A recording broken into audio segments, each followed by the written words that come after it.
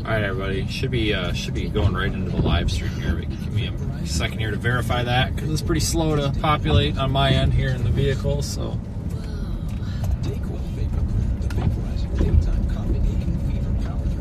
Alright, I think it is, because I'm getting ads, which is stupid that I get them on my own channel, but whatever. Alright. Alright, I think it is. Great. 3 viewers. Hell yeah. Alright, I'm in Erie, Pennsylvania. Well, I'm in actually northeast, but that's right by Erie, Pennsylvania. And it's starting to dump snow with our lake effect snow warning. And be mindful, folks, the location at the top of the YouTube stream, it's supposed to be white at night so you can read it, and black during the day, so you can read it. But it's not switching. We're going to be in the Erie region today, or tonight. Expecting a couple inches of snow with a little snow band that's coming through off of the lake, basically between here and the Ohio line. If you look in the Radar Omega app, you'll see that in a little bit better detail. But thanks for joining, everyone. I don't know where the lane is. I think I'm in it.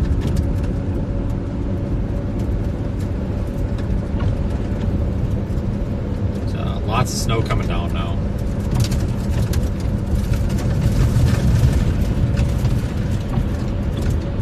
Fair amount of traffic too. About, I would say maybe half an hour ago, there wasn't any snow falling at all. So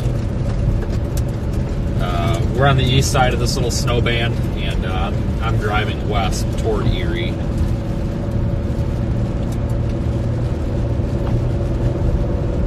So we'll be driving into it.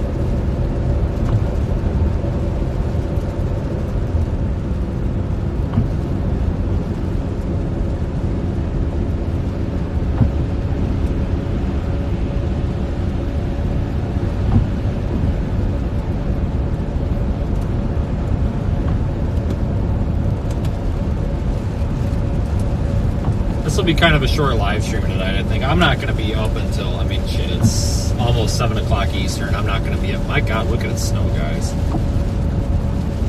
don't know how well the camera picks it up, but I'm not going to be up until frickin' 3 in the morning with this crap. That's for sure, but I don't know. It's very possible that tomorrow could even be a write-off. This is kind of a shitty lake effect event, in my opinion.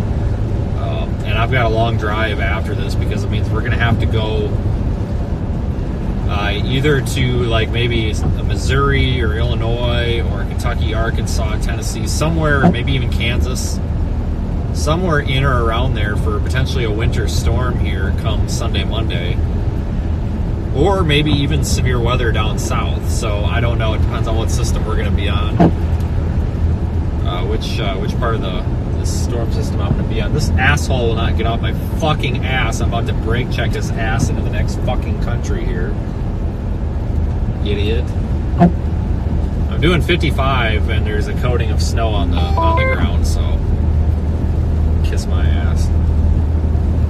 Just speaking the truth here, folks. There's something called a passing lane. Christ. I got so pissed off at a guy that was riding my ass earlier. I was doing 85 in the 70. That's 15 over the limit. I was in the right lane. There were 2 clear lanes to my left. He could have passed me, and he was riding my ass. So I just mashed the brakes and pulled over on the shoulder, and he starts pulling over with me, and I'm like, oh God, here we go. We're going to throw hands. And then he flies around me. It's like, yeah, thank you, Captain Fucktard. God dang, there's something about these snow events that just really brings out people that don't know how to drive. See if maybe I get this. So I know this is probably not the mature thing to do, but sometimes when these people are driving like assholes around me, I'll just start swerving all over the road on purpose to freak them out a little bit. Go around. He's starting to get the hint. I'm down. Come on. Fucking idiot. Jesus. Oh, yeah, there you go. Yeah, you passed me to get between me and that other car. That was real important. But yeah, if anybody drives in the snow or lives in this area, you probably understand exactly what I'm talking about. And probably can really relate to me right now. But I'll tell you, this will probably just be a couple hour live stream as the snow comes in. But what I was getting at is it's going to be an active week of weather, and then it looks like maybe even toward the end of next week we could have, I don't know, I get so sick and tired of it. And a lot of it is storm chasers that are trying to get your money out of ad revenue by posting clickbait. These people are posting forecasts saying, oh, there's going to be a snowstorm in Florida next week, blah, blah, blah. That's all horse shit. It's all horse shit. The last time it snowed, like, any sort of noteworthy amount was, like, 1994 in, like, Jacksonville or something? I don't know. But anyway, that's not what's happening. We're not getting a blizzard in Florida. But we could have some severe weather down along I-10 and maybe even some snow as far south, maybe even as, like, I-20 into Mississippi and Alabama, which would be kind of interesting to go see. It doesn't happen that often, so we've got a busy time coming up. Yeah, I know about the date being screwed up. Or the time. Yep, there's a lot of work that goes into this, folks. A lot of streamers use like real-time IRL and some like pre-programmed services to do this. I don't, because what I'm trying to build with our app and everything, I have to do everything on my own. I can't rely on external APIs and external integrations, because what happens when you start building infrastructure on other people's infrastructure, you start relying on all these other external APIs and webhook and everything, and then the problem is when one of them breaks, it breaks everything. That's why you got to do it yourself. So it's not just as easy as me going in there and saying, hey, make this white. I have to recode the entire thing. So it's one of those things that'll get done when I have time. I spent 12 hours straight yesterday, damn near it, buried in the code for our mobile app, trying to fix one feature. That's it. So in our mobile app, I got to readjust the focus, don't I? All right, we're gonna let this thing autofocus for a minute, see if it'll pick up on what it needs to focus on. But in our mobile app, there's a feature that's gonna calculate, how far away the live stream location is from you, and how far away your closest tornado warning is, how far away that stuff, blah blah blah. It's going to calculate how far away was the nearest lightning strike to your location. How far away was the nearest confirmed report of a tornado, crap like that. And there is a lot of code that goes into that. A lot of stuff that there's no Googling for, and I don't know what I'm doing. And nobody on the internet knows anything about this stuff, because it's all like stuff people don't do. So it's just a lot of trial and error, and it's frustrating to say the least, but we're making progress. Faster than expected, though. Faster than expected. Thanks, Sean, for the super chat. Jesus Christ. Alright, well, if 90 gets closed here, it'll probably be because that guy's jackknifed up ahead. I'm doing 60 for reference. The camera's going to be a little bit out of focus because it's night, but is that better? Like, does it look better, or is it crap? Because it was out of focus there for some reason, but I don't have an infinity setting. It's just... Got your radio on? Yeah, go ahead. I don't have an infinity setting. I just have to guess. No, I just stopped at the rest area to do this interview, and now I'm about to go see if I can plug it back in. My brake light came on, saying service brake system. When I checked the code earlier, I erased it, but it just said brake fluid level low, and now I'm not seeing anything else, but it just popped back on, so I'm trying to figure that out before I go. It could just be that brake fluid level sensor, too. I mean, if it's got brake fluid in it, the brakes are working, I just send it.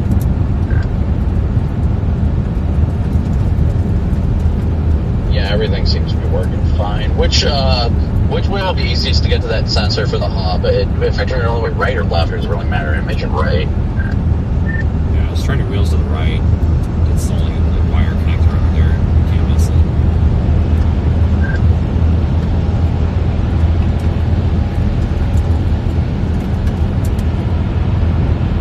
Disconnect the battery too while I'm at it. While I got a second here, I might as well get the code to reset as well, since it won't disappear otherwise. It's being a real freaking pain in my dick. Totally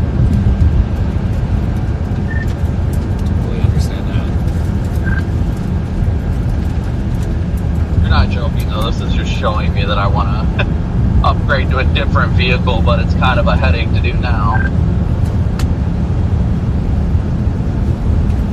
So is the camera shit?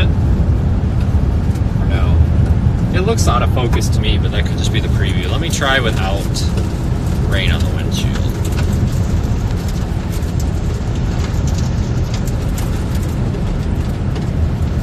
I'm trying to focus the damn thing without getting run off the road here. You know what? Stand the hell by. Hold on.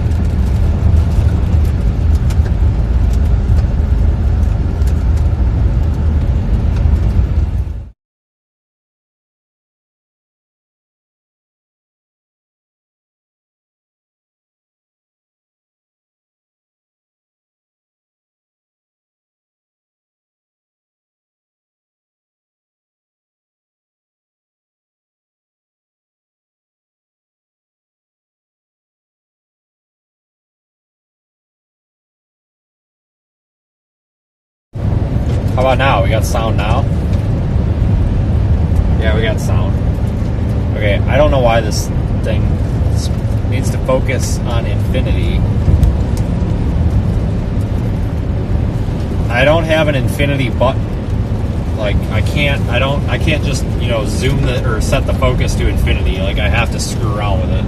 And normally what I do, so with this device, what I can do is I can actually mark. I can put a marker on the focus, the virtual focus slider. So I'll find infinity like in the parking lot before I start, like when there's no rain on the windshield, and then I'll just mark it on the slider for focus, and then I know during stream, just go back to that mark, but I forgot to do that.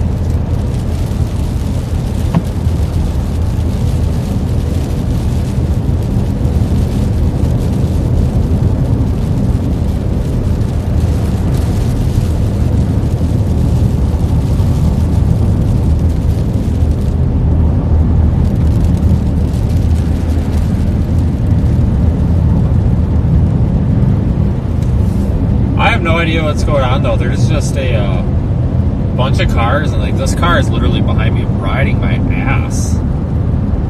I don't know what's going on tonight. Like I said, I'm doing 60. The road is snow covered. I'm not going any faster than that. If this guy wants to kill himself, he can do it on his own time. I'm not helping him here. This is stupid. And I don't think it's the people that live here, because I talk, you talk to people at the gas station, you talk to residents and stuff, and they're always bitching about like out-of-state drivers, just like these people on these throughways and turnpikes just driving like absolute fucking idiots. And it's not the people that live here. Like, I just think it's people that pass through that don't know how to drive in snow. And then somebody, I've had people be like, well, it's because they don't know how to drive in snow. Nobody's ever taught them. Well, yeah, but it's common sense to slow the hell down and not ride somebody's ass. But, yeah, we're doing that tonight. So, you got to be careful out here, because you'll get schmugged right off the road by somebody. So that might be what happened down here even. Oh, yeah, put your four-ways on for traction. There you go. All right. Got extra traction now. Cop down here. Looks like some dumbass slid out there. How much you want to bet it's a jackknife truck? I'm dead serious, folks. I've got $5 to, well, I guess none of you, if it's a jackknife truck. I think it is. Nope, it's a car in the cable barrier. All right, well, that was actually my next guess. My third guess was going to be they just decided to do a traffic stop in, like, shitty conditions, which would be stupid. But I've seen it happen. It's a good way to cause a wreck. No, just somebody who's probably driving way too fast, or maybe some asshole cut him off. Who knows?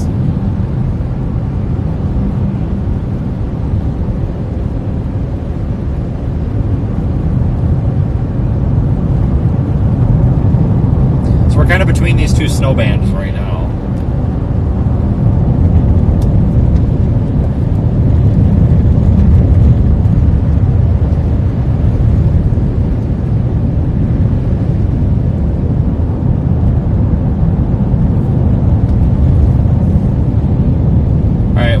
I'm gonna pass this guy because his extra traction lights are kind of washing out my camera view here. So if you put those four-way blinkers on, then you get a little extra traction when your tires are bald, I guess. I don't know if you do that or not.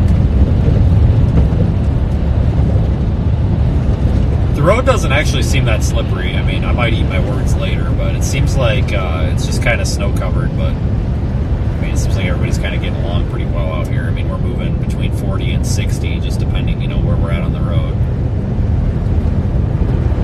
Stick to weather. I'm not a crossing guard. What?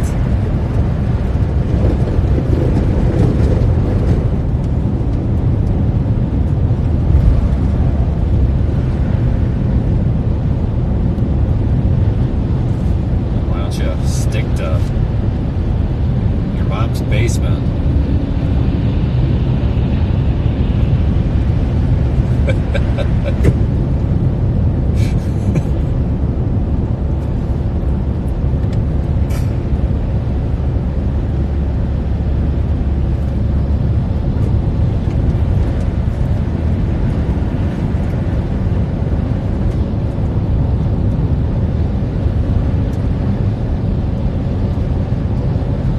What a stupid comment. Like, if you're gonna come in here and try to like insult me, at least tell me to go fuck myself. Oh, I stick to weather, you're not a crossing guard. Well, last I knew, crossing guards didn't work on the fucking interstate. But that's just me. Fucking amateur.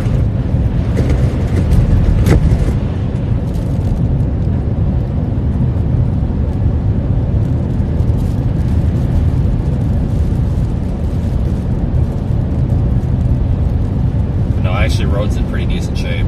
Like I said, we're between these two little snow bands here. We'll go to the west side of Erie, then when we're turn back around, and then stop at get some more gas, and then make our way back. Maybe make a couple of passes. And, we could probably get on like US 20. That might not be a bad idea. Check that out too.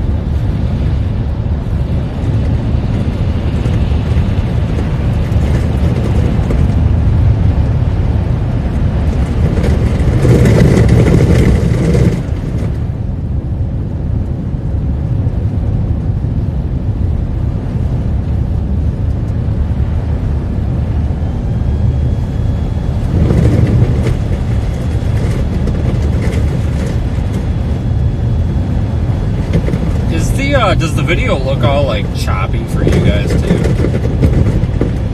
In my preview, it looks like it's dropping frames or something. It looks like it's really... It looks like you're watching it at like 10 frames per second. Is that how it looks for you guys too? So I think I know what it is, but I don't know if that's just my preview or not. Okay, so it does have a weird... Okay. I'll stop at this next exit, guys, and switch cameras. This is a different camera than I normally use, and it seems to have thermal issues.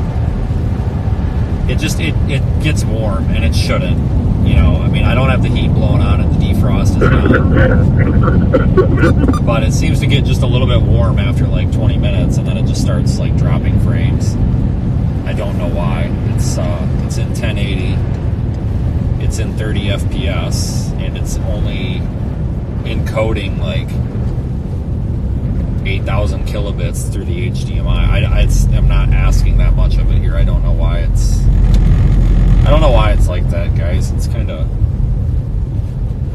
annoying because I like this device, but I'm not. It's unusable. Hold on one second. Let me try. Actually, no, I'm not. I was gonna try adjusting some settings, but if it's gonna start having thermal issues in the freaking winter, then I'm not gonna sit here and waste getting my hopes up and try to fix it, because all that's gonna happen is, you know, when the sun's beating down on it, even with the air conditioner on in the summer, it's just gonna fail then. So let me switch back to the camcorder. The only caveat about the camcorder is I don't have the proper mount for it, so I've installed a different mount in the vehicle. I have too much stuff on my windshield. I'm sick and tired of not being able to see clearly out the windshield. So I've put basically a dash mount that's basically bolted to the dash, but it doesn't. There's a little spacer that I ordered. It goes onto my quick disconnect, and there's a little spacer thing that needs to be installed because the camera sits about a half an inch too low, so it just looks kind of goofy, the positioning. But that'll be fixed, but it's better than this. So give me 1 second.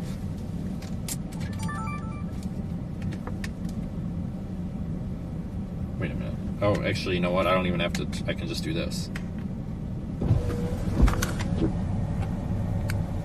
Okay, we got video?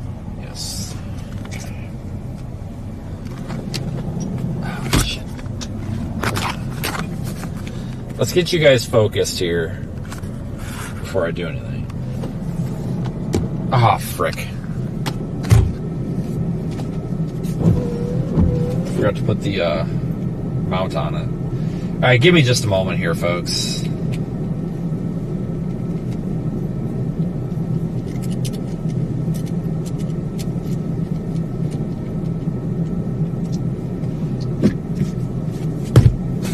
Alright, this is probably going to hurt anybody with headphones, but I got to screw this adapter on.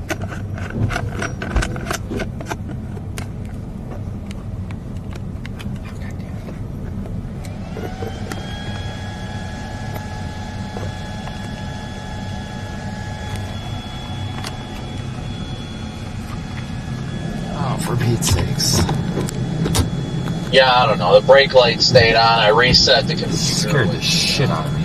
By disconnecting the batteries and all that stuff, and I didn't do anything, so whatever. When I checked it earlier, it said something about no control module, which I think that was the error code for the wheel, but it also said low brake fluid level, so I just topped it off. It didn't say it wasn't connected to it, so whatever. As long as my brakes aren't about to fail, I'm good. Doesn't sound too confident. Yeah, I should be alright. I feel like he's not super confident with that. As I was pulling out, Connor rolls up next to me, and I was like, oh, hey, there you are.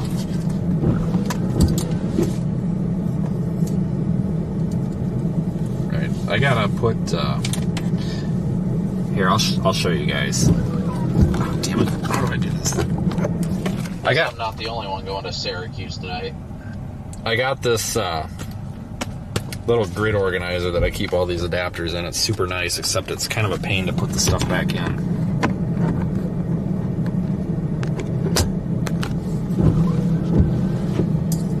It takes me a second because I never forget where I was able to fit the stuff.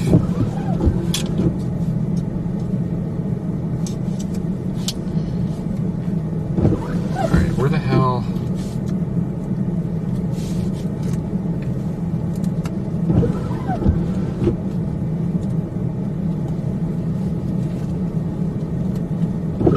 Alright, that'll work.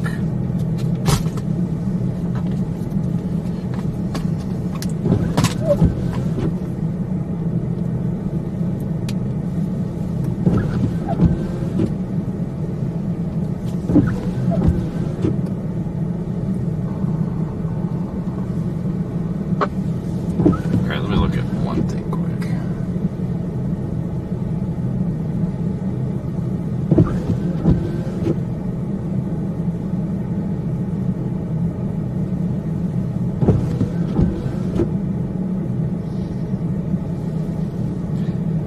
Yeah, there's a secondary target out there. The typical Lake Ontario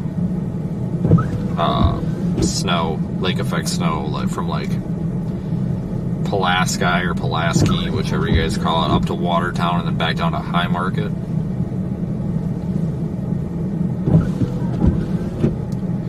You got that for a target too. But like I said, guys, if there weren't, I guess what I would call bigger and better coming, but even just the fact that there's other events, and I don't know if it's going to be tornadoes or snow, but there's other events on the near horizon, and that's why I'm just opting to just stick with this crap, and we'll see how it is tomorrow too. And I probably end up maybe up by like Dunkirk, New York tomorrow. Or I may just say the hell with it. Honestly, in my opinion, this is a bust. In my opinion. You know, it was supposed to be snowing out here long ago.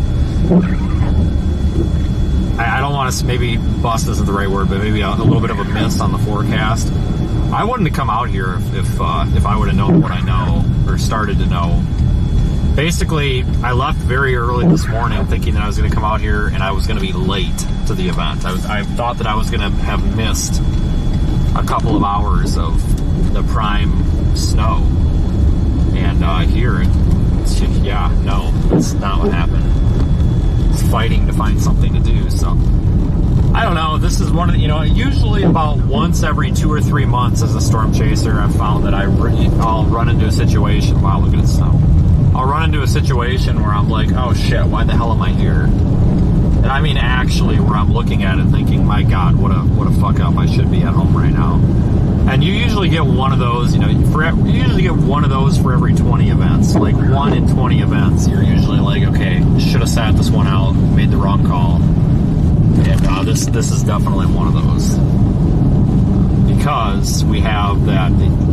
For me to drive, let's just say I do need to go down by like Texarkana for the severe weather event on Sunday. Let's say it ends up being a more potent severe event than a winter event, and I need to get down there.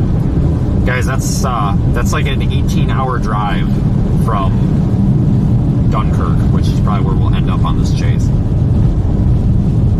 So I'm not going to make that. Let's say if you peel off on Saturday, I'm not going to leave on Saturday. You know what I'm saying? I'm not going to drive 20 hours to get to a freaking Target area. That's just stupid.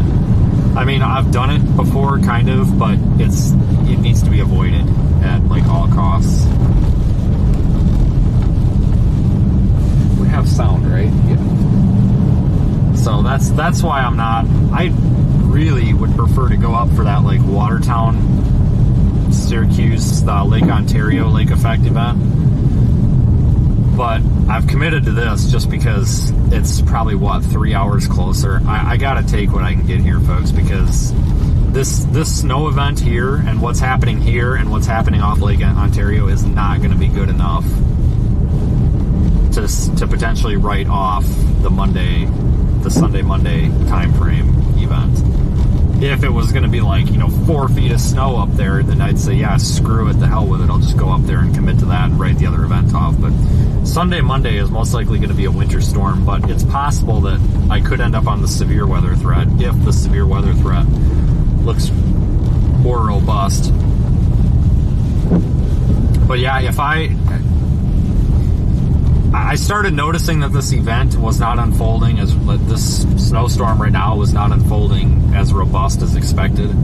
I noticed it right around when I got to Toledo, which was about 6 hours into my drive this morning. And if I would have noticed it, maybe even just an hour sooner, I probably would have turned around and went home. And I just deleted that comment. I am not. I'm going to address that dumbass comment to say that I'm doing nothing but bitching about having to do my job. I'm not bitching, fucktard. I'm explaining to you that I would rather be sitting at home right now. That's not bitching. If you think everything's bitching, I think your feelings are hurt. Maybe you need to go back to mommy for a Band-Aid. Holy shit, buddy. Grow a pair. Anyway, but no, what I'm saying is this is just not... usually when we come out here for these lake effect snowstorms, you start thinking, a major lake effect event. We think, 2 or 3 feet. That's what the storm total might be, is 2 or 3 feet. But it's going to be over tonight, Thursday, Friday, Saturday. So it's over several days. So it's not going to be as impactful. If you get 2 to 3 feet of snow over 36 to 48 hours, it's a way bigger problem than if you get it over, 3 or 4 days. So that's why I'm really not too super interested on this event, honestly. I learned several years ago that you can't do this running yourself ragged shit.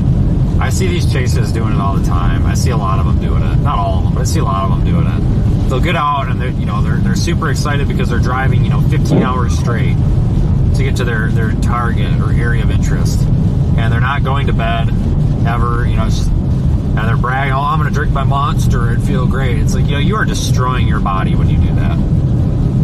sometimes you got to toughen up and, do your 17, 18-hour drive straight through. You know what? I do it too. We all have to do it. But you can do that without destroying your body and ruining your life. Like, it is... I don't know. That's kind of my explanation as to why I'm kind of taking the easy way out on the snow event. But like I said, I really kind of hope that the severe weather threat for Monday, Tuesday, or Sunday, Monday, or whatever it is, looks to be more interesting than the snow, because I would rather go chase tornadoes and severe weather than be in a snowstorm. But if this ends up being kind of a shitty storm up here, then I might change my mind, because, I don't know, I like snow, we've had enough of it lately.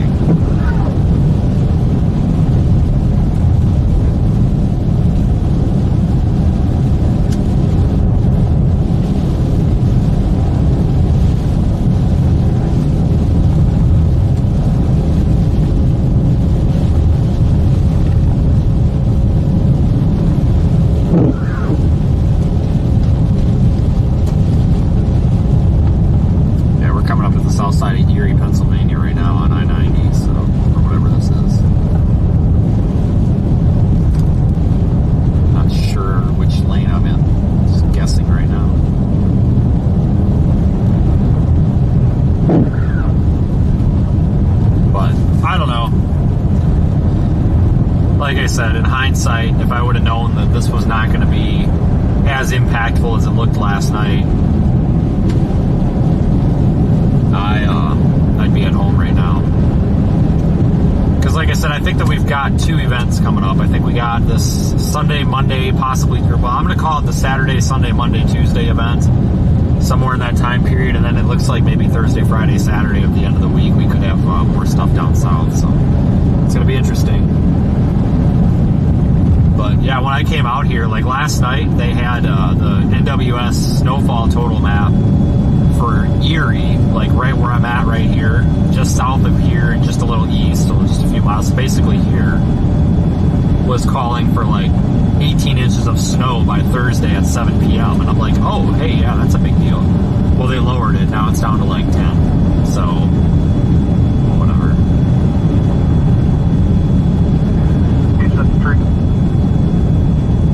Oh yeah, if we get snow down south, it's going to be a cluster. I completely agree with that.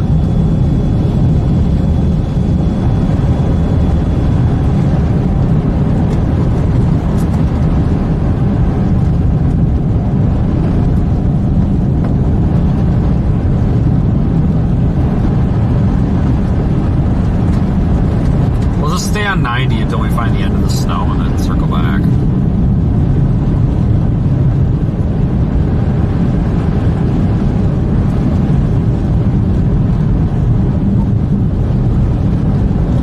So the NWS Buffalo, well, there's a snow map for basically the entire state of New York, and it says from 4 p.m. to 7 a.m. Thursday. So basically until 7 a.m. tomorrow, expecting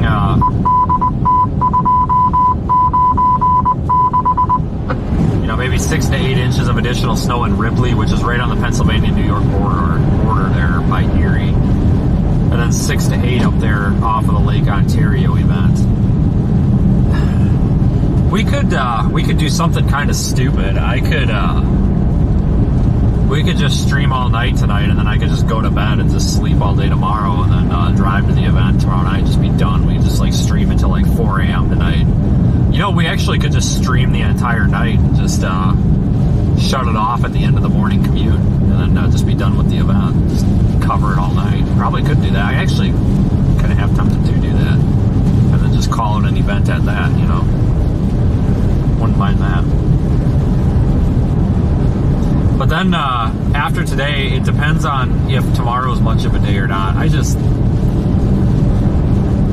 This is a very unusual event because it's very kind of indecisive and transient here with the forecast. Like I don't know. It's just I don't have much confidence in the forecast, and I'm not going any farther east than Dunkirk because I don't want to end up too damn far east and then make a pain in the ass to get back west. Because remember, folks, what if there ends up being a tornado outbreak, a possible tornado outbreak again, and it ends up looking like it's as far south as Houston, which could possibly be in the target area on Sunday.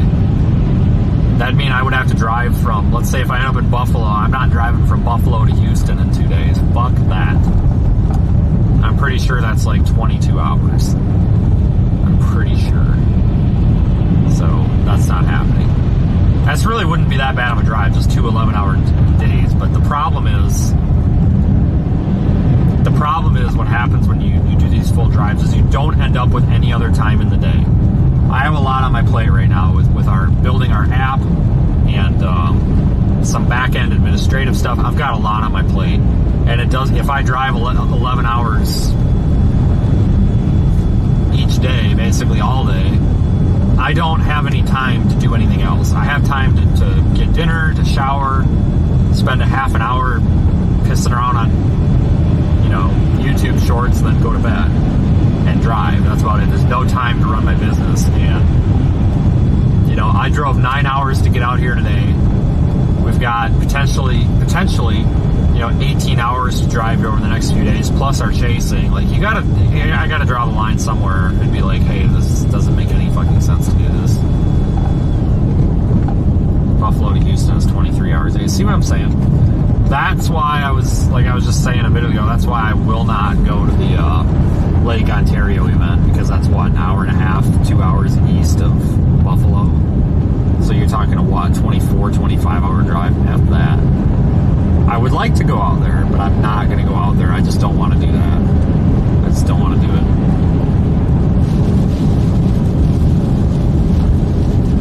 But thanks for watching, everybody. We'll be live for a couple hours here.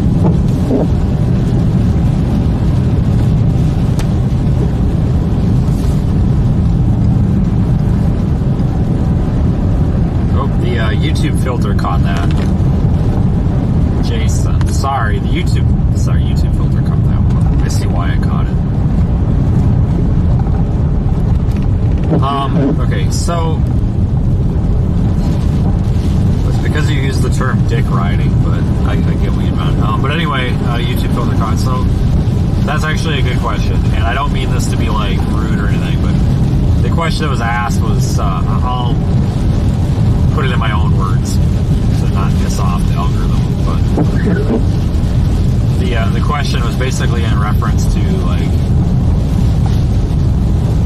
this guy following a bunch of people on social media and seeing like these young kids and these people that are like just claiming that they're like the next Reed Timmer and all this shit, bragging about driving for this, driving for that, blah blah blah. It's like they've always got to be on the biggest and best targets. They can flop their wee-wees on the table. Yeah, basically. Yeah, I don't do that, guys. It's not. There's people that treat this.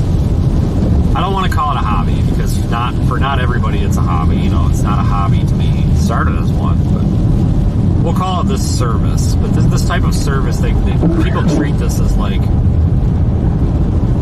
they're overcompensating in the bedroom or something. Honestly, like, I don't know how else to describe it. It's like, hey, I can't get a girlfriend, or I cheat on my wife, so I'm going to go be a storm chaser so I can get tornadoes and look important on YouTube and stuff.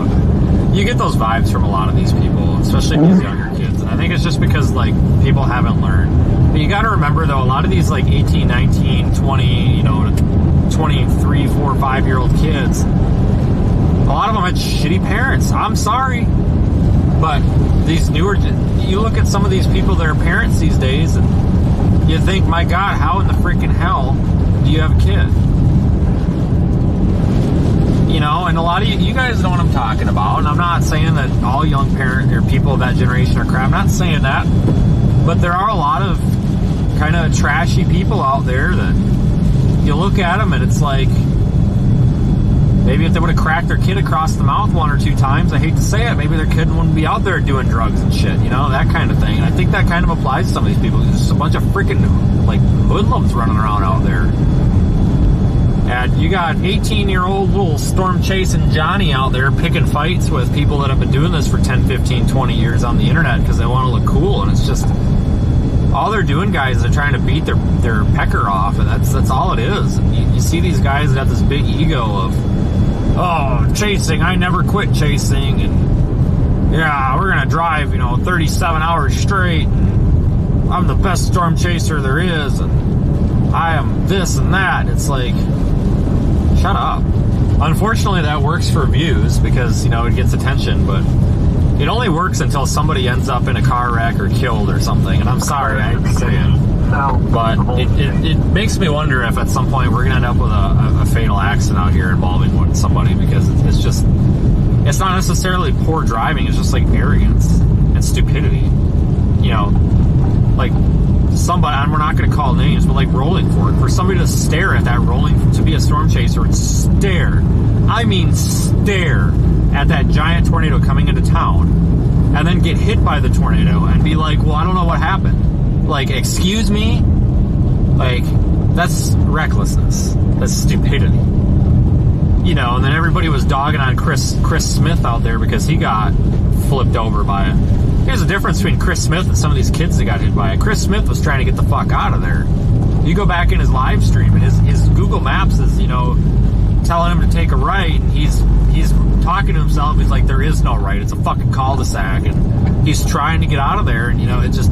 Google Maps was wrong, and it was dark, and the power went out. There was no ambient light. I get it.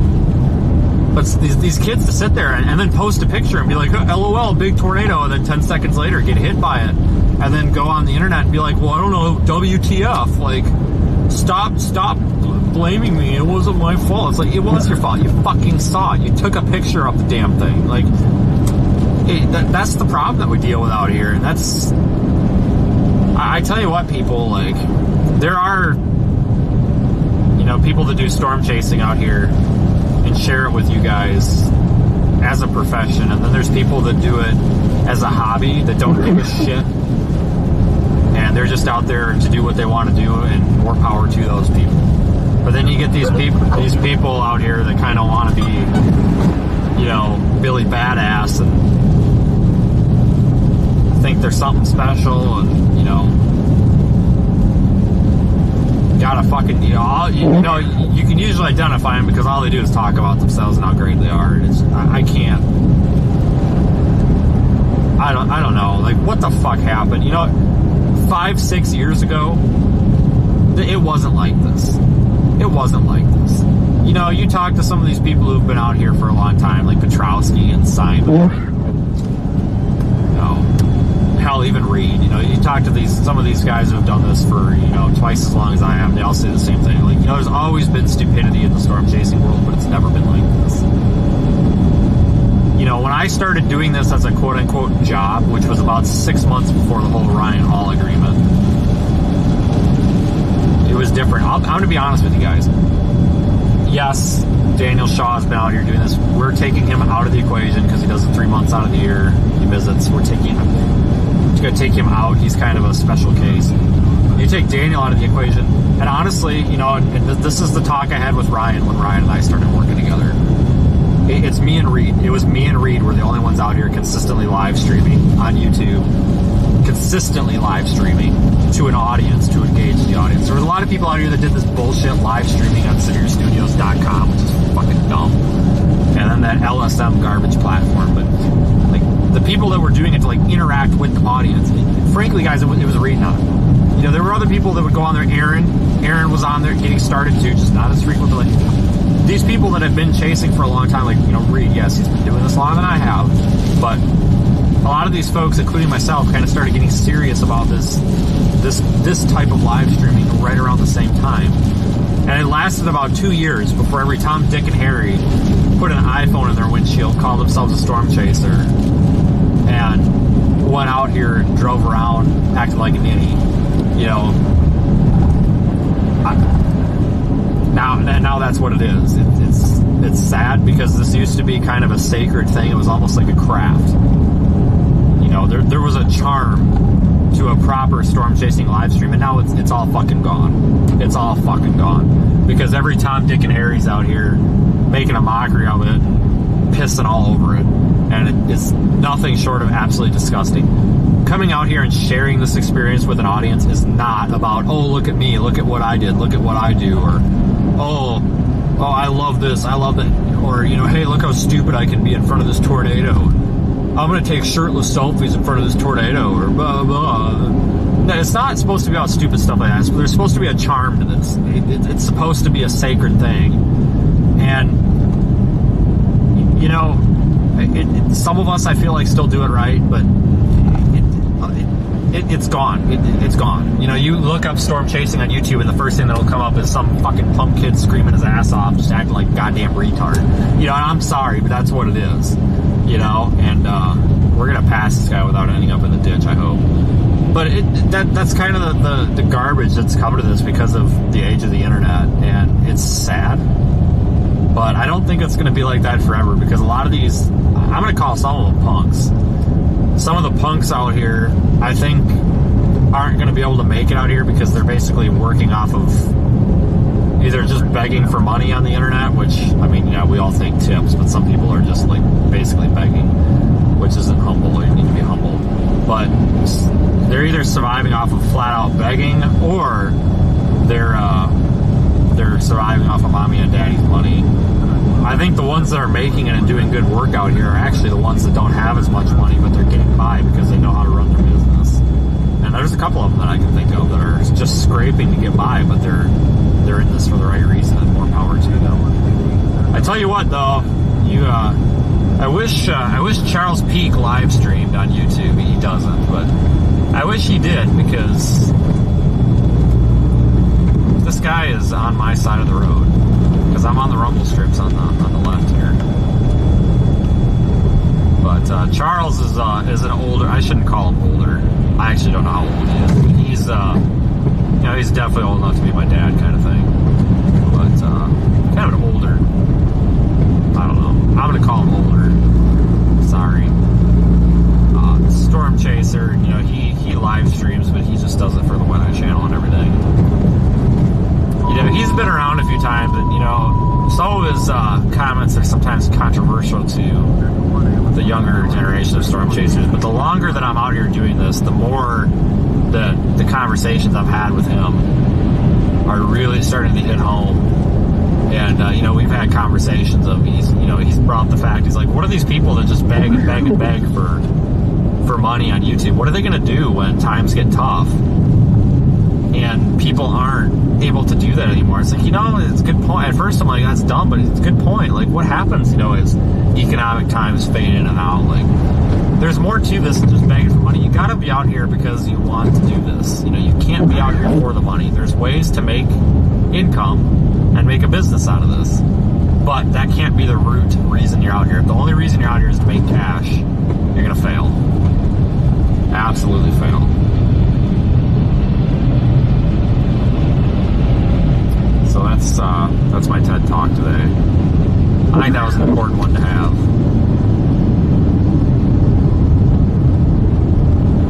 I have just really learned a lot in the past couple of years. That's why I've really started to self-isolate folks too. And it's not necessarily against any particular person, group, association, anything. It's just, in general, I've really self-isolated out here over the past year. Because I'm kind of disgusted with being grouped in with total chaos. I'm not saying that everybody out here is chaos. It's just, the more people you know, the more people you interact with, like, the more chances to get wound up in shit. I'm not for it. Yeah, I just want to come out here, take a picture of the tornado, tell you guys about it, show it to you guys, and go home. That's really all I want to do. And not just tornadoes, you know, stuff like this. I love snowstorms. Like, to me, this is great. This is perfect. Really being able to show people this, but yeah, I don't want to come out here and listen to these crybabies bitch about somebody's amber lights or their red lights or white or yellow or whatever color they're bitching about. I really don't give a shit. You know, I don't give a fuck who Reed's picking a fight with today. I don't care who is pumping their pecker because they feel important. I really just don't care anymore. I used to I've never actually cared about it, but I used to get concerned because I was starting to feel like for a while that the only way to get any sort of an audience was to basically be a dipshit out here. And I was worried that I wasn't going to make it because I wasn't being a dipshit out here. And thankfully, I was able to prove that theory wrong. Thank God. And it's a much less depressing world when you realize that you can make it if you're not a dipshit. You just got to do it a different way. It's just, you know, I look at Twitter and Facebook and whatever, and you got people bitching about, oh, some storm chaser ran a red light.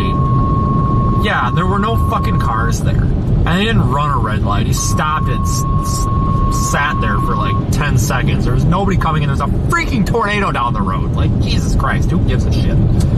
Or, oh, I calculated the speed that car is going. That storm chaser is doing 72 and a 60. Oh, you know what? Cool.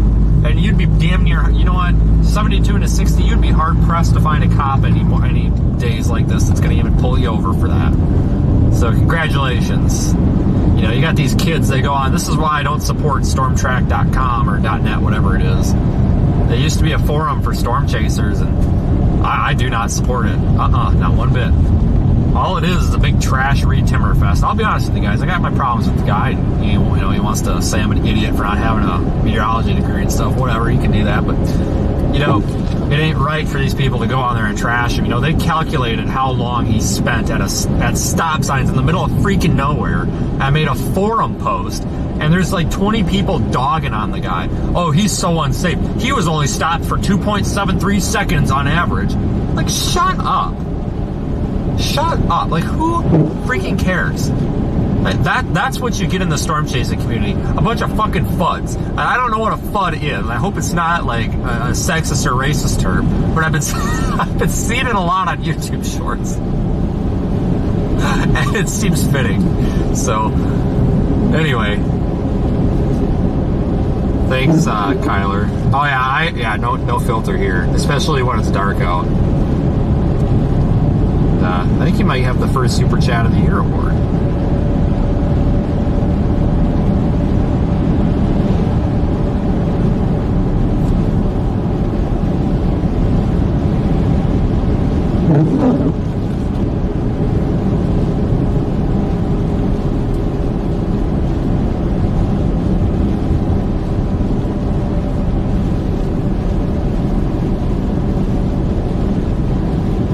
So according to Urban Dictionary, can anybody look that up in Urban Dictionary?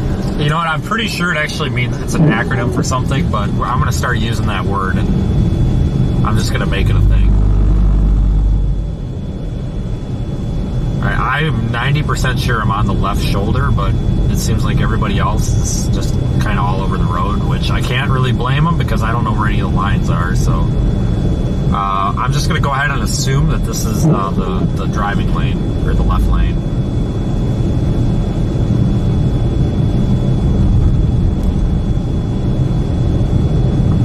I don't know if I'm in a lane or not. Probably running people off the road.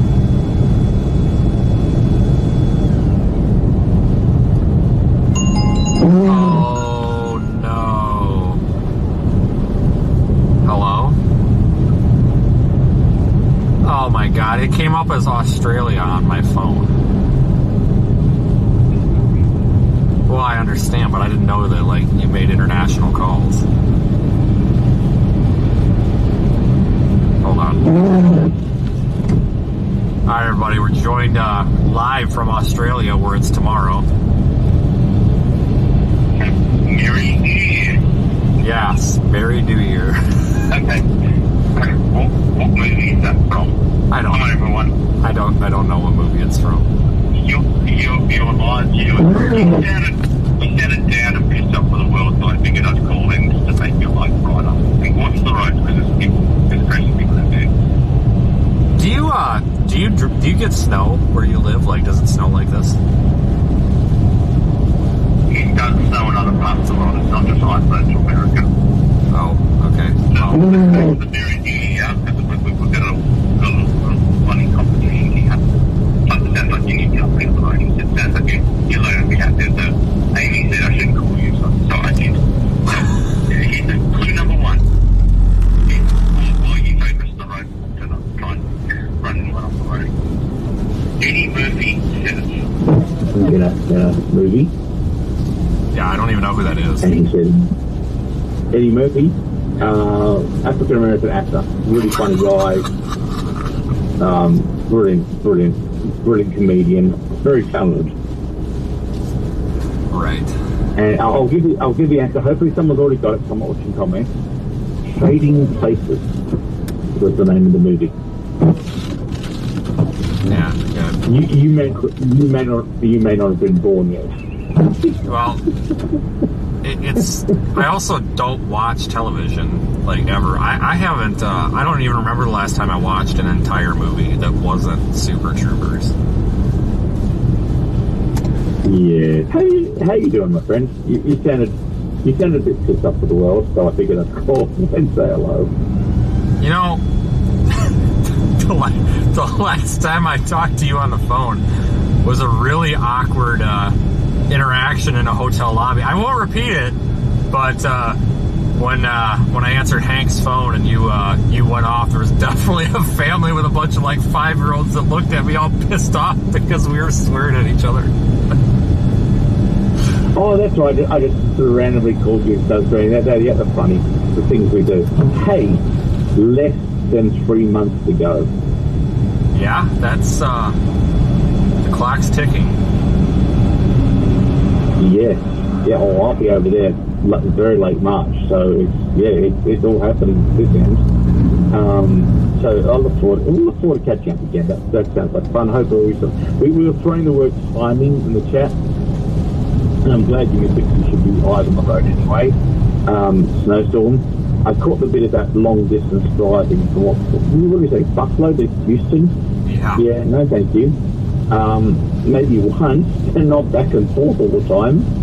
I don't think many fully comprehend how fatiguing long distance driving is and how important rest is, especially if you're doing other work in other areas as well.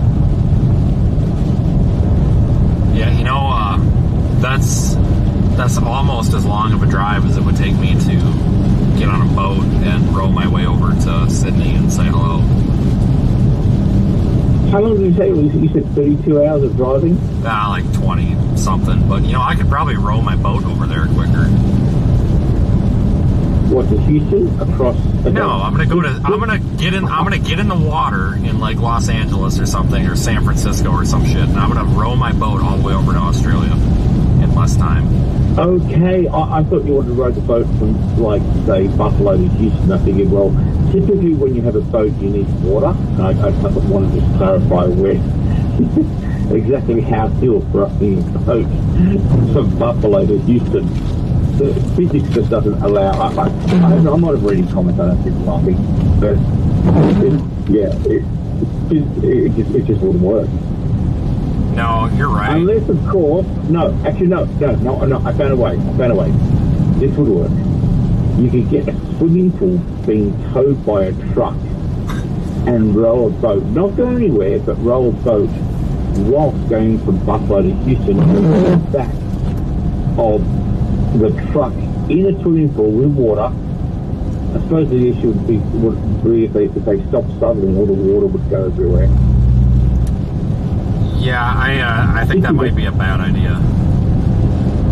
I wonder if someone's ever done that. Like rowed a boat across the country in a swimming pool on the back of a truck. You know, oh my god, I don't even know what to say to that. But you know, like, it's just, it reminds me of all these stupid memories that I have with you, and the most recent stupid one is still the cookie challenge. So. Oh, that was the last time I saw you and Corey before we. Yeah, it was also that was also the last time you saw my truck before some crazy lady decided to hit it at 70 miles an hour. Oh, sad. Yeah. I still can't believe you said it would take 32 minutes to order a cookie.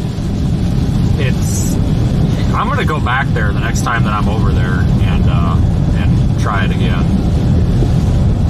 Do you want to tell the viewers what the challenge was, or should I tell the story? You tell it way better than I do. Really? You've got that lovely American voice, the American accent. It's said with such poise and charisma. Right. That's definitely how I would describe it. Yeah. Okay. I'm not keeping you from self-touching. It's just like it looks like you're just driving down the road in a snowstorm, pissed off with the world. So I figured I'd come in. Oh yeah, there's nothing happening at all right now. No, everything's happening now because it's like we're on. So I'll explain the cookie challenge. We pull in the subway, and the goal was for me to get a free cookie. Because I mean, who doesn't want a free cookie? So and it could have cost me two cookies as well.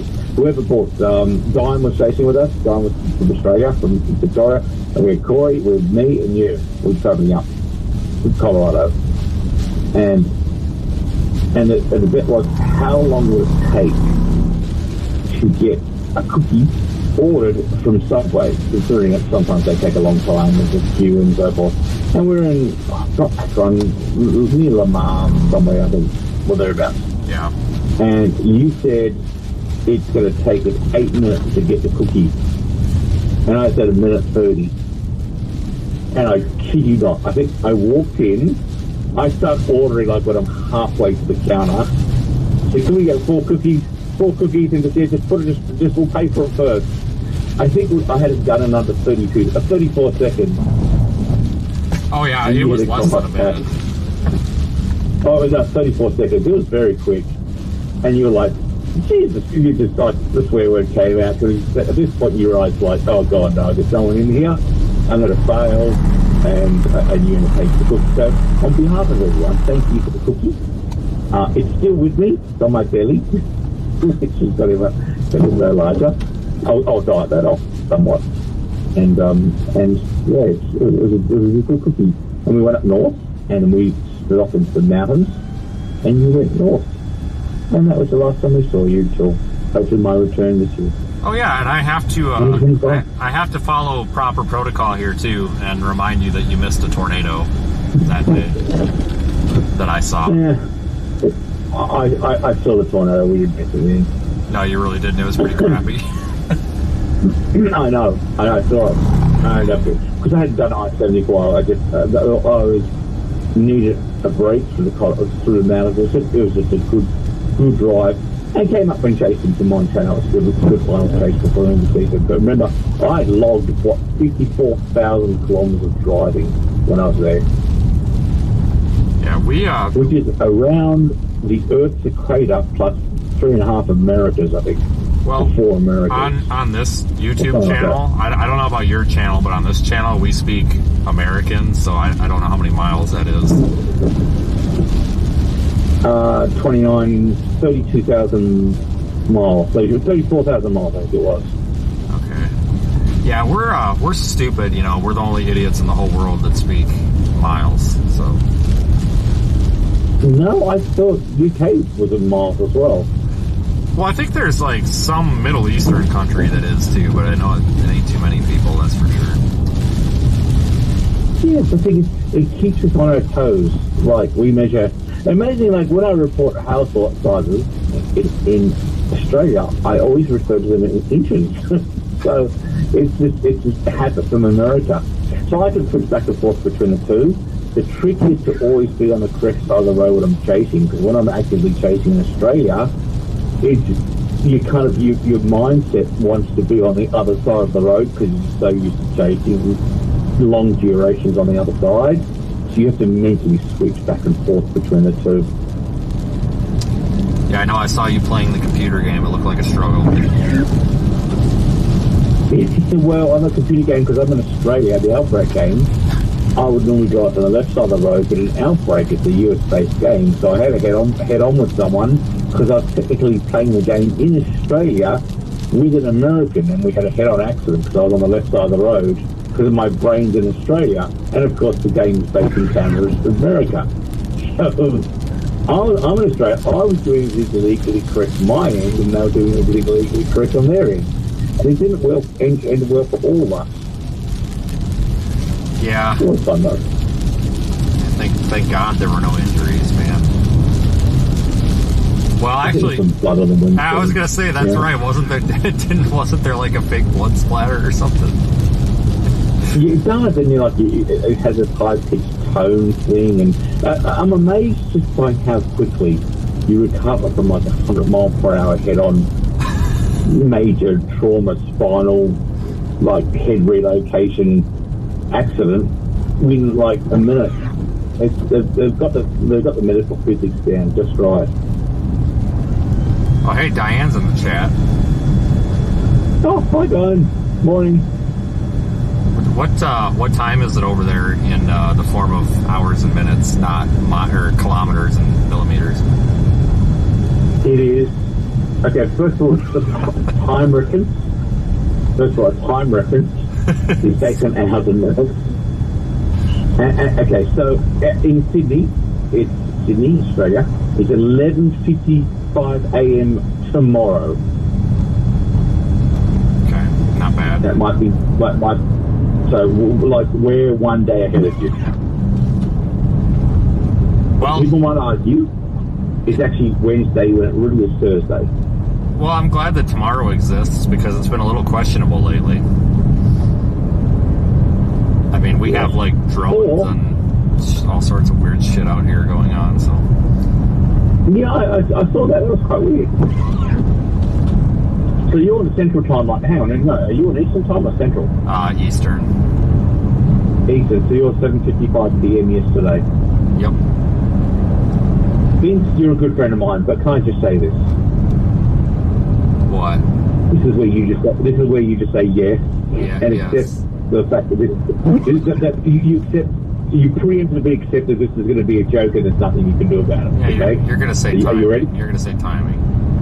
No. I'm not going to say time by itself. You thought about it. I'm going to say you're so far behind the times. Oh, wow. That's so funny. I'm laughing so hard right now. I've never laughed harder. I don't know what I'm going to have to pull over. I'm laughing so hard. I know. I feel for you. And he's gone. Wow, that took a whole 9 minutes and 45 seconds. Yeah. Are you there? Oh, trust me, I'm here. You're still alive. I'm still processing the job. Yeah, well, yeah, that's because behind the times. Oh gosh, that's exactly why. It's so good. It's so good being a day ahead. Oh god, timing. Why is there always a timing reference? I don't know. It's been going on for 2 years, and I don't think it's ever going away. Yeah. Well, I'm glad I called because you seem a bit pissed off with the world, and then again, when you're driving 32 hours to get across that many states, I don't blame you. So, tell me, how's the traffic like? How are people driving in 2025? Has it dramatically improved in the last day? Oh, it's freaking terrible. Like, if you've never driven in like a northeast United States snowstorm, you just don't understand it. Like, there's a semi truck riding my ass right now, about 5 feet off my bumper, like on ice, which makes no sense. And then you got people that'll pass you doing like 75 miles an hour, you know, in like 6 inches of snow, and then they go in the ditch. And then you stop and check on them to see if they're okay, and they're like, yeah, I don't know what happened. I just like ended up here. It's like, well, yeah, it's because you were driving like a moron. Like, there's something about these. Can I make a really quick suggestion? Yes. Because you're my friend. Pull off to the right, let the semi pass, have the dash cam rolling. When the semi crashes, you can check on them. Pull over, please. Let them go. It's not worth it. You can't.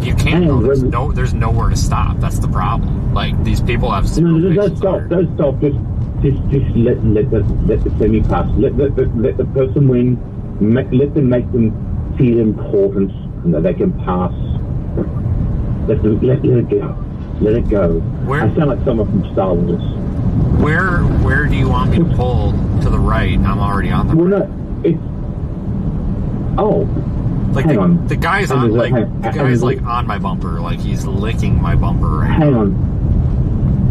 Hang on. So you're in this slow lane and they're right on your bumper. Yeah, and the left lane's wide open. Right. Which maybe throw your hazard lights on. Maybe throw your hazard lights on or something. But 5 feet is pretty close. yeah, which for you would be the left lane because your left is my right. So. Well, no, 5 feet is equivalent to like 0.76 per meter. When you that's like 0.731 of a yard. are you paying extra to make an international call right now? Oh god, I forgot. My international callings is like $23 a minute. I'm kidding. I get free calls to America. Oh, I've never gotten like an international call before in my life. Well, it comes up with a +61 number. So Yeah. we were the 61st country to get international dialing. I think. Yeah, I have no idea. Well, no, because what's the international country code for America? Do you know? 1. Yeah, you are correct. It's 1. Yeah, 1-800. The 1-800 is actually it's actually. But if I want to call America toll free or call the toll free number, I have to go +1-800. Would you believe? So the country code is +1. Anyway, back to the semi that wants to kill you. How do we collectively make it want to pass? Do we put your hazard lights on, just that way we can... See, I have an idea, and I've thought about this for a long time. Just have some slices of cheese in the car and just start throwing slices of cheese out the window.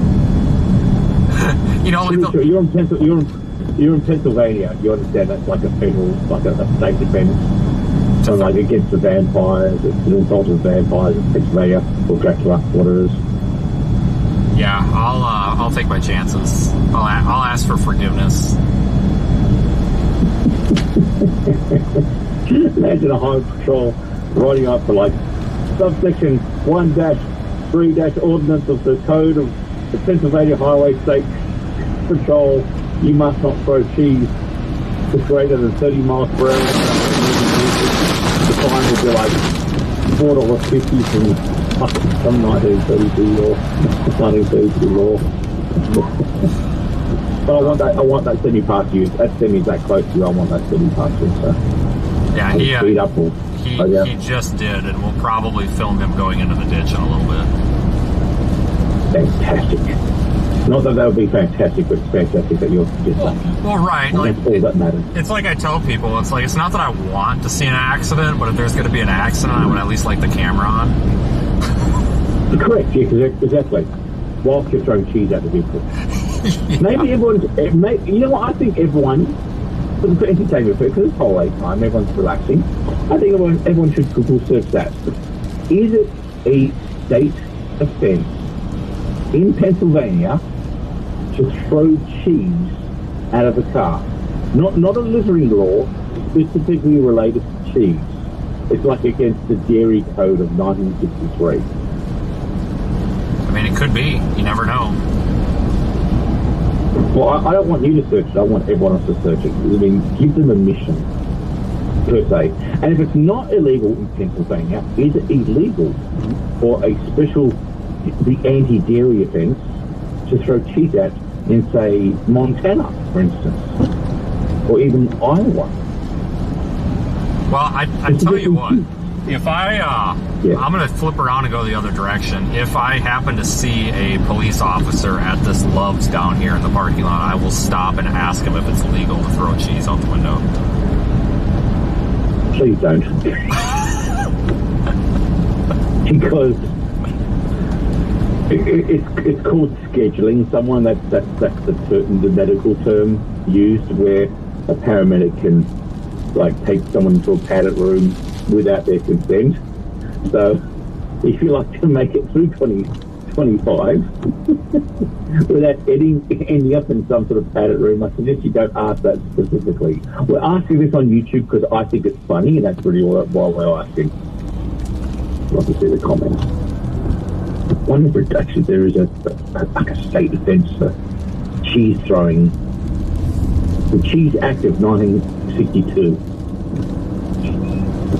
Yeah. Are you feeling better now, Steve? Yeah, I feel like I learned a lot about cheese tonight, and Yep. it's good. Do you feel like cheese?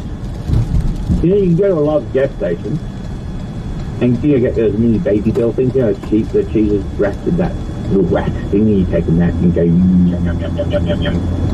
Yes, that's exactly what you do with them. But yeah, I know what you're talking about. Well, we've got you laughing. This is good. I figured I've done my job. Yeah, it's I tell you, it's been lonely without you around. It's quite boring around here. Oh, I'm sorry. Do you need me to call and check in daily? Pretty sure that's what Nikki does. Just say hi to Nikki for me. Hi, Nikki. Yeah, it's been a long rest of the year, but I tell you what, like you said, it's almost March again, so it really won't be that long. No, the timing will be right. I managed to slip it in there. So, explain to everyone, what's it like being... So how many days do you reckon you're on the road? Oh, the whole year? Talking about chase days or actual days driving? Actual days driving, the days that people don't see... think you're asleep at home with the kids, enjoying life, going for a swim, shooting targets, like playing roulette. I don't know. Whatever you do in your spare time. Performing magic tricks. I don't know. I mean, if we include chasing in that, it's easier to calculate. I would honestly guess probably 210 days out of the year. Of actual driving. And how many miles, or kilometres, or feet, or yards, do you think you do per year? Probably between 100,000 and 150,000, honestly. Yeah, probably somewhere between there. Depends on the year. Right, so you effectively drive nearly to 297,000 miles, almost halfway to the moon yearly. I can't believe you knew that off the top of your head. 297,000 miles, I think, is the average distance to the moon from memory. Or the 267,000. Hang on. I'll Google search it. You watch the road, I'll Google search it. See you can get this first.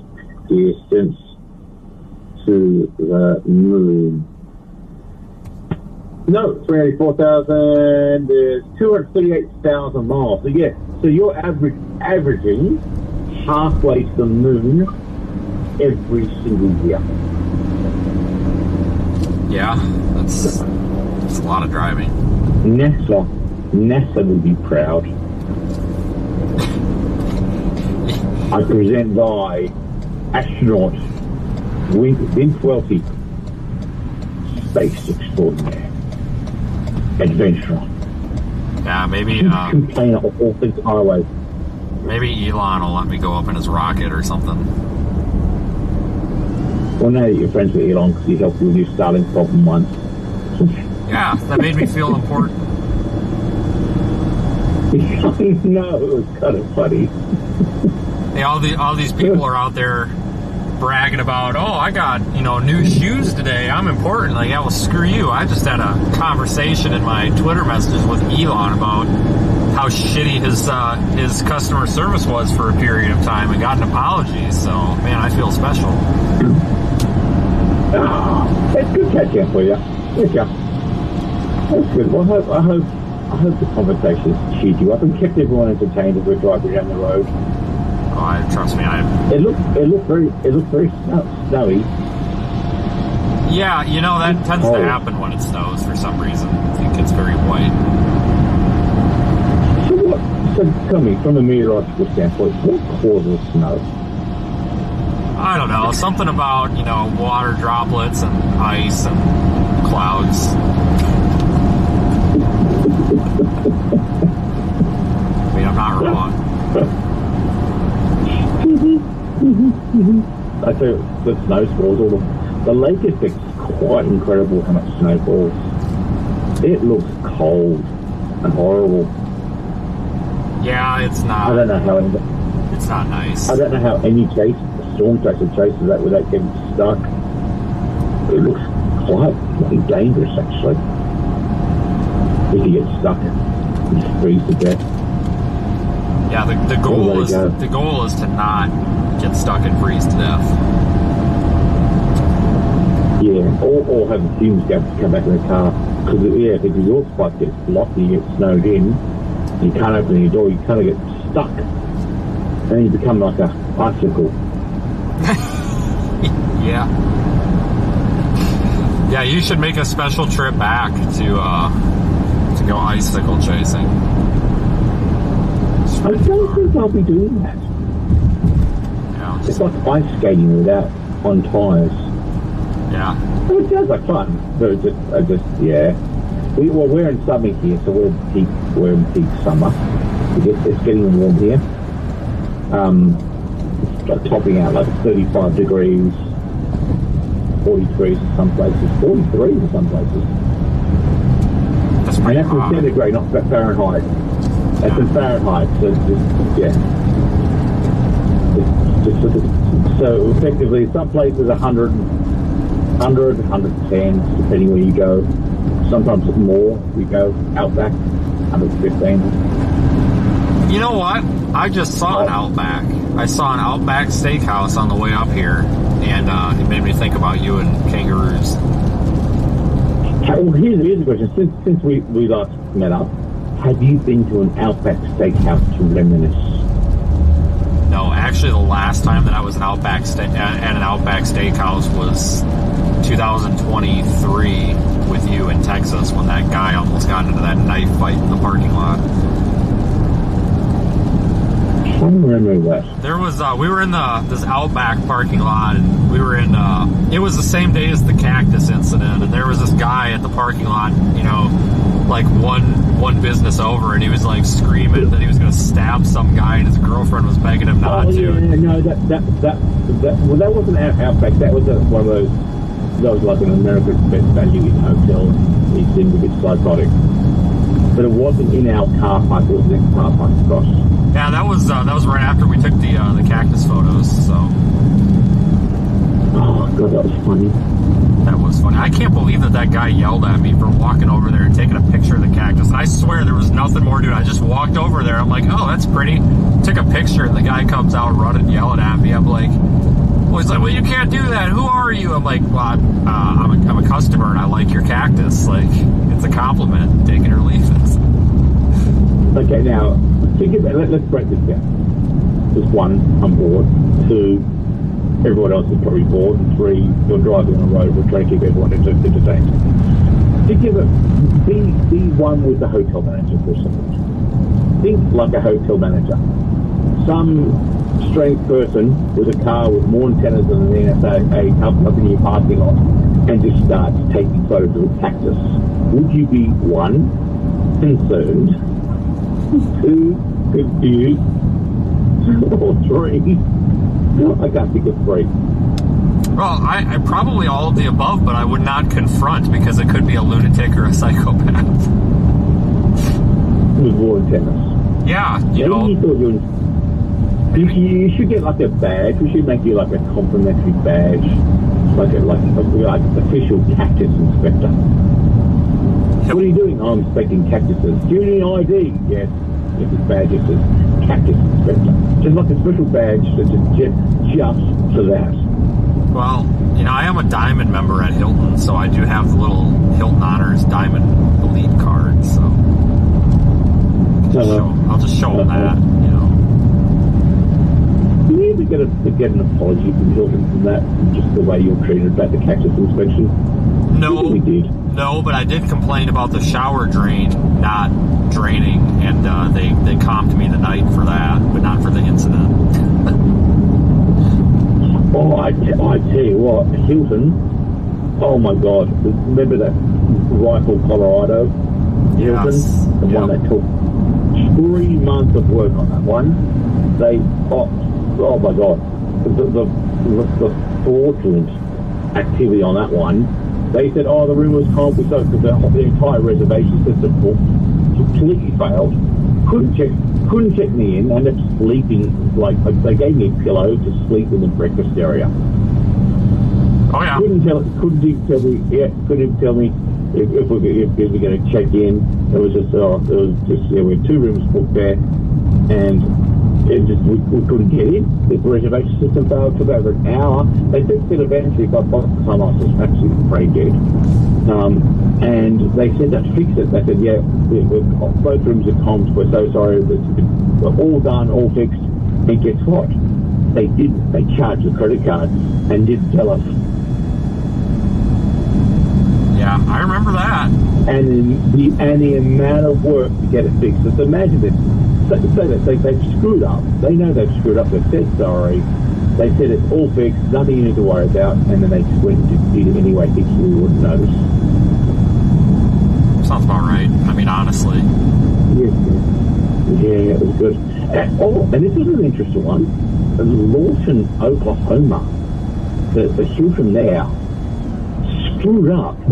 They forgot to charge state tax or some, you know how they have like state tax and federal tax and all like the city ordinance tax and all the extra taxes that they take. Yeah. It turns out for like 8 months they changed their system and they forgot. They screwed up and they didn't charge taxes for a specific city tax. So what happens? They correct it 3 months later and just start charging my credit card for the 2 times they stay there. Didn't tell me, didn't email me, it just started charging my credit card for the tax that was missing. No explanation, no invoice, and I called them saying, what's this charge for? And they like started screaming at me on the phone, you're the best thing to the customer. It's like, what's abusing us? Like, what are they abusing you? Like, you're just charging my credit card, you haven't told me. And so we get everyone screaming at us. Well, I wonder why everyone's screaming. If you're not telling them what's going on, maybe a little email to say, hey, don't take too long, don't take too long. Well, if you want to start charging people's credit cards 3 or 4 months after they stay at a hotel, not tell them, what do you expect them to go, oh, there's nothing, no problem, we understand what you're doing. You're the one who made the accounting error. It's like tell us what's going on, because it's going to cause accounting issues. And you're not telling people, I'm going like, oh, you should have that conversation. It's like, I'm sorry, it's my fault you can't do your accounting properly. Oh my God. People don't understand, like, the still cases must be fun. No, it's stressful. It's like an accounting nightmare. Yeah, it really is. It's just like I have to like work for NATO or the UN to negotiate peace deals between like Super 8 and Hilton. It's always the hotels too, because like I have this problem. Well, not so much anymore, but it used to be that IHG hotels like Holiday Inn and all this, they would charge, and it wasn't just my card, because I tried multiple cards and they would do the same thing.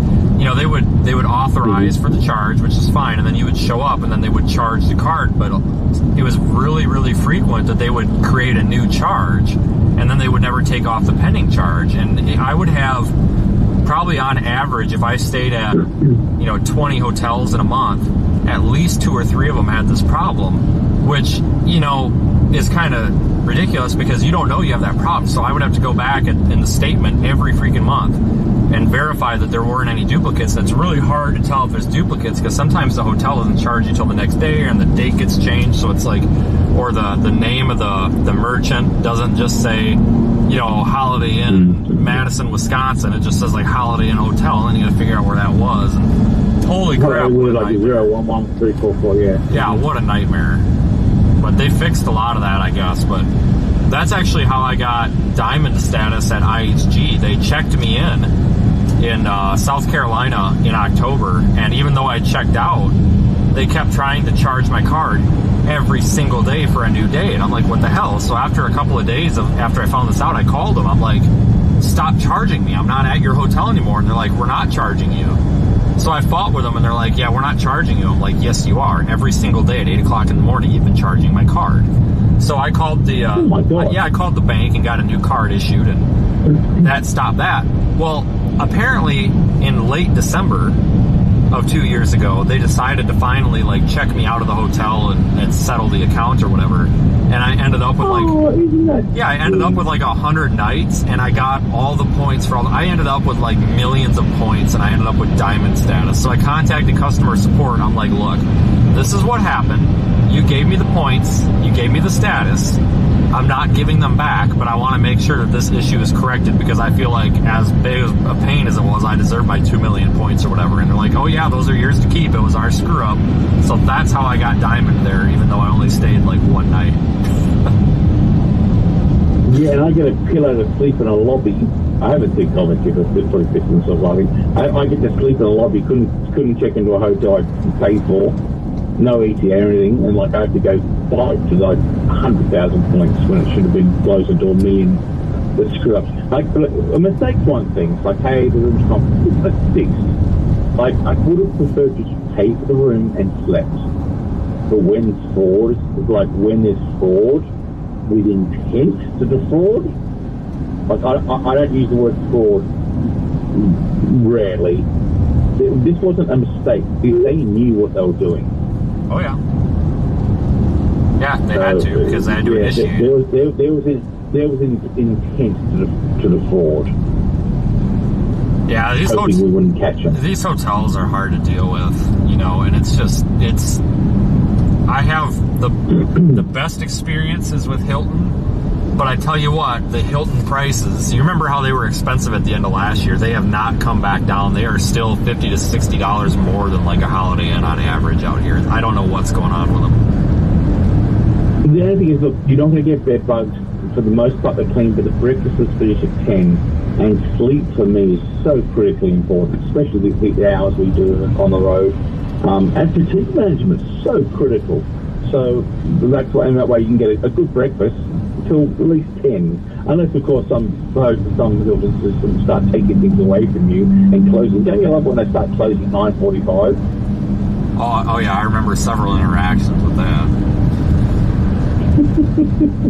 You know, or you know what really upsets me is when the orange juice machine runs out of orange juice, and then I can't get my orange juice, because that's like the number one reason I go downstairs, because like hotel orange juice is the best orange juice.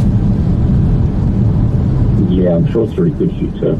I'm really good at changing them, by the way. I've become quite the expert. I believe it. So if I ever fail as a dog chaser, I could be like an official training representative of the orange juice company. Sorry, too soon? Yeah, I believe that. You know, maybe we should just start carrying around, you know, our own stuff to fix the machines. Oh, we can have like an orange juice badge. Like, you can have a cactus badge, and I can have... Sorry, I'm looking at that. Yeah. I'm trying to keep this right cool. Yeah, we're gonna okay, give me this thing. This is fun.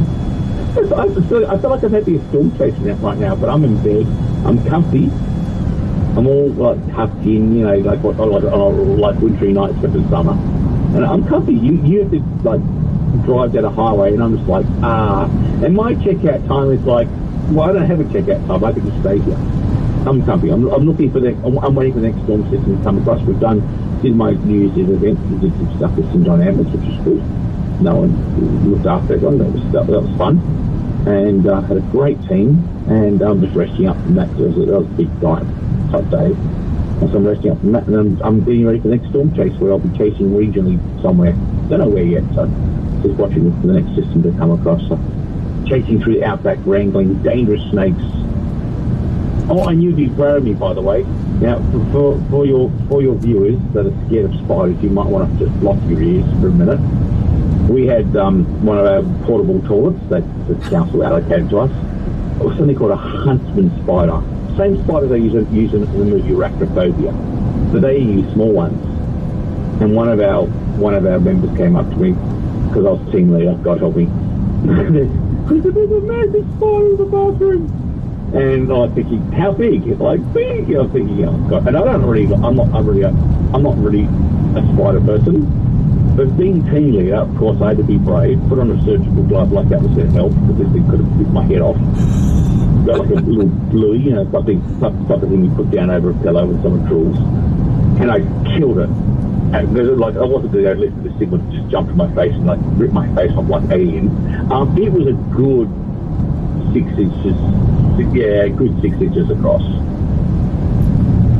So it was sizable, big body on it, and I got it, and it was out, and they thanked me. Oh my God, you're such a hero! Like that, I wasn't a hero. Like like this thing was freaking huge. They get a lot bigger, obviously, in Queensland, but it was a decent sized fighter. So I managed to kill that, and I said to our nurse, we had a registered nurse with me, said to start up some paperwork and record a death, record a murder in our paperwork, because of course I'm a fighter. Otherwise it would have murdered me. It's like kill or be killed sort of thing. But just it wasn't leaving the bathroom. It's just a little home there. It was just better than attacking someone. So yeah, that was one an eventful eventful thing that happened on New Year's Eve. So saved the day. I braved it and didn't get attacked. Thankfully, didn't give a chance. You should get an award. Come to Australia. I should have got like a Save a Life. We have when we do cardiac arrest or like a major medical life-saving thing, we get like a Save a Life award. So I saved a life and also took one. Yeah, that's true. Should I feel bad? It wasn't a cute-looking fight. It was like I'm going to get like you titties the floor. Yeah. It was quite sizable. Yeah, I don't do spiders myself at all. Yeah, this was a big one. I saved the day. I was rather proud of my actions. Well, this is a pretty good first aid too. Well, I'm glad that we don't have those here, because I honestly don't know what the hell I would do. Huntsman, oh God, yeah. Well, if you ever come to Australia, I'll take you to the outback and just leave you there. I'm just kidding. No, but I totally think that you would just like be like, hey, look at that, and then shut the car door and take off and make me think that I got left there, and then circle around and come back and be like, oh, I'm so funny. See, I wouldn't even do that. It's that dangerous out there, and it's that remote that I wouldn't even joke about that. So that just wouldn't be fair. I couldn't do that shit. But whatever we do, just don't screw the wildlife, because some of it quite a bit of deadly. So. Well, let's go to the grass. No, don't do that. It'll be adventurous. No. I can't save you if you've been done by a brown snake in the middle of nowhere. So is there anything you can do in Australia that you don't run the risk of getting killed by something? Well, the first aid advice for rattlesnakes is you don't do compression bandage. I always thought you did. You don't on a rattlesnake. I've asked a few people on this one. So you just let the venom run up the lymphatic system. You just let it do its thing, and then you get billed $150,000 from your local hospital. That's what they're slow down. and then but here with the snakes, they're pretty much except your buttons, they're venomous, so you do compression bandages. Same with your funnel webs. You big funnel webs and mouse spiders, because they'll kill you. And you call for ambulance and call for a helicopter. If you're in the middle of nowhere, it's going to be a helicopter transport. You got to get to hospital really bloody quickly. Yeah, I see in America, all we have to worry about are like, I don't know, freaking water moccasins. Drones, drones. The New Jersey drones, they'll snakes. get you. Yeah, your snakes, your rattlesnake, you got to get to hospital. Your water moccasins. Cottonmouth is another one. I think cottonmouth is a cottonmouth or water mouse. Same thing. Just different snakes you got to watch out for. And you got little brown recluse spiders that meant to take away. Yeah, do you remember that all those like horrible like bites or whatever on my leg that you and Diane were trying to diagnose like 5-6 months ago? No, what were they? I don't know, but one of them is there's a scar from one of them.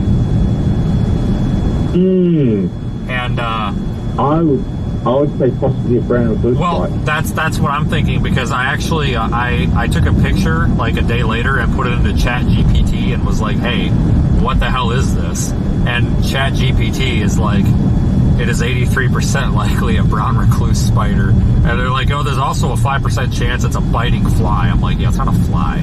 But I think it was a freaking brown recluse because I had been bitten by one of those before because I saw it the day I saw it happen. It was fly. I've had a bad bite from a horsefly that didn't get overly infected. I always carry broad spectrum antibiotics with me just in case anyway. But yeah, horseflies, they take a bit like a bed bug, a good week to 2 weeks before they start to heal. It's a decent bite, some of those bites. But a brown recluse, yeah, you got done by a brown recluse. Congratulations. Yeah. I make you an honorary Australian. I tell you what though, that was horrible. I mean, I could not keep those giant like blisters. Like I had to drain them. To drain them, I would stab them with a toothpick like 3 times a day because they would fill up with so much fluid that it would hurt. And I Googled it, and Google said to pop it and then cover it up with like, antibacterial shit. So I had to do that for like 2 or 3 times a day for like 3 weeks straight. It was like terrible, worst time of my life. Oh, wow. Yeah, and like they would start to leak, and it would, I've never wet my pants before, and but I imagine that if you wet your pants, that's what it would feel like running down your leg, and it felt like I was wetting my pants and it was running down my leg. But I'm like, and I'd pull my pants up, and I'd be like, oh yeah, it's just draining fluid. Oh god, really? Yeah, non-inherent dressing. Yeah, a lot of dressing would have been perfect. I got sick of using those, so I would just wrap it, and then it would just soak through the wrap. Oh god, yeah, well, non-inherent dressing was just a good wrap, so you can take it off and change the dressing constantly would be a good idea. Did you end up seeing a doctor or getting antibiotics or anything? Are you kidding me? This is America. They would have charged me $50,000 just to walk into that emergency room. Well, not emergency, just a doctor. Well, that would have probably been, twice as much. True. Like, I could have called an ambulance and, for $15,000 though. God, what's wrong with the world? I saw a story on the internet. I hope everyone's enjoying themselves at this conversation, so the keeping people entertained. What was it? Like an ambulance hit someone. An ambulance crashed into someone. Therefore, apparently, allegedly, and they still charged the person to take them to hospital. That's pretty terrible. I don't know if it's true or not, but it sounds true. But I can believe it. Yeah, our healthcare system is kind of screwed up over here. I know, well aware. You have great doctors, but you've got and this was interesting. This will get the conversations going. And what about I don't want to say contact murder, but that's not what it was. That person who shot the healthcare CEO. Oh yeah. And people are just putting his photo on T-shirts as like the hero of America. Yeah, that's pretty sad. Like that, obviously that was a terrible thing to do, but it's pretty sad that we have such a messed up system that like we're at this point. You're at that point that there are just people that disillusioned by the healthcare system that they would call a murderer a hero, and I don't know what to think of that. It's like it's sad. It's sad. It's so sad. It's got to that point where people would actually consider him a martyr for what he did because of just how screwed up things were. Because I mean, that healthcare insurer really has denied a lot of claims. A lot of doctors have come forward. It's like the doctors should be the ones that decide what treatment is applicable. And as long as people are insured or fall under some sort of safety net, some kind. Again, we're lucky because we're in Australia. We've got a public health care system, even though it's under a lot of strain. I mean, Christ, if I went and broke my arm, I'm not going to lose my car over it. It's like I could call an ambulance. I could walk into any emergency room or just get it fixed. And like some of the paramedics here, they're called extended care paramedics. They just treat it like on site. We had one. We had a fracture we treated at one of the events we did, And they actually sent an extended care paramedic. I can't say which event because I didn't keep that private. Event, and she broke her arm, and they actually set the cast on site. They had to go to the GP, general practitioner, for just an X-ray to verify everything. But quick circulation, fixed it on the spot. Didn't even have to go to hospital, and cost them nothing. In America, you'd be down $20,000-$30,000. Oh yeah, at least. US, so 50,000 Australian dollars would be gone. Instead, just cost them nothing. So it's sad we're at that point where it's.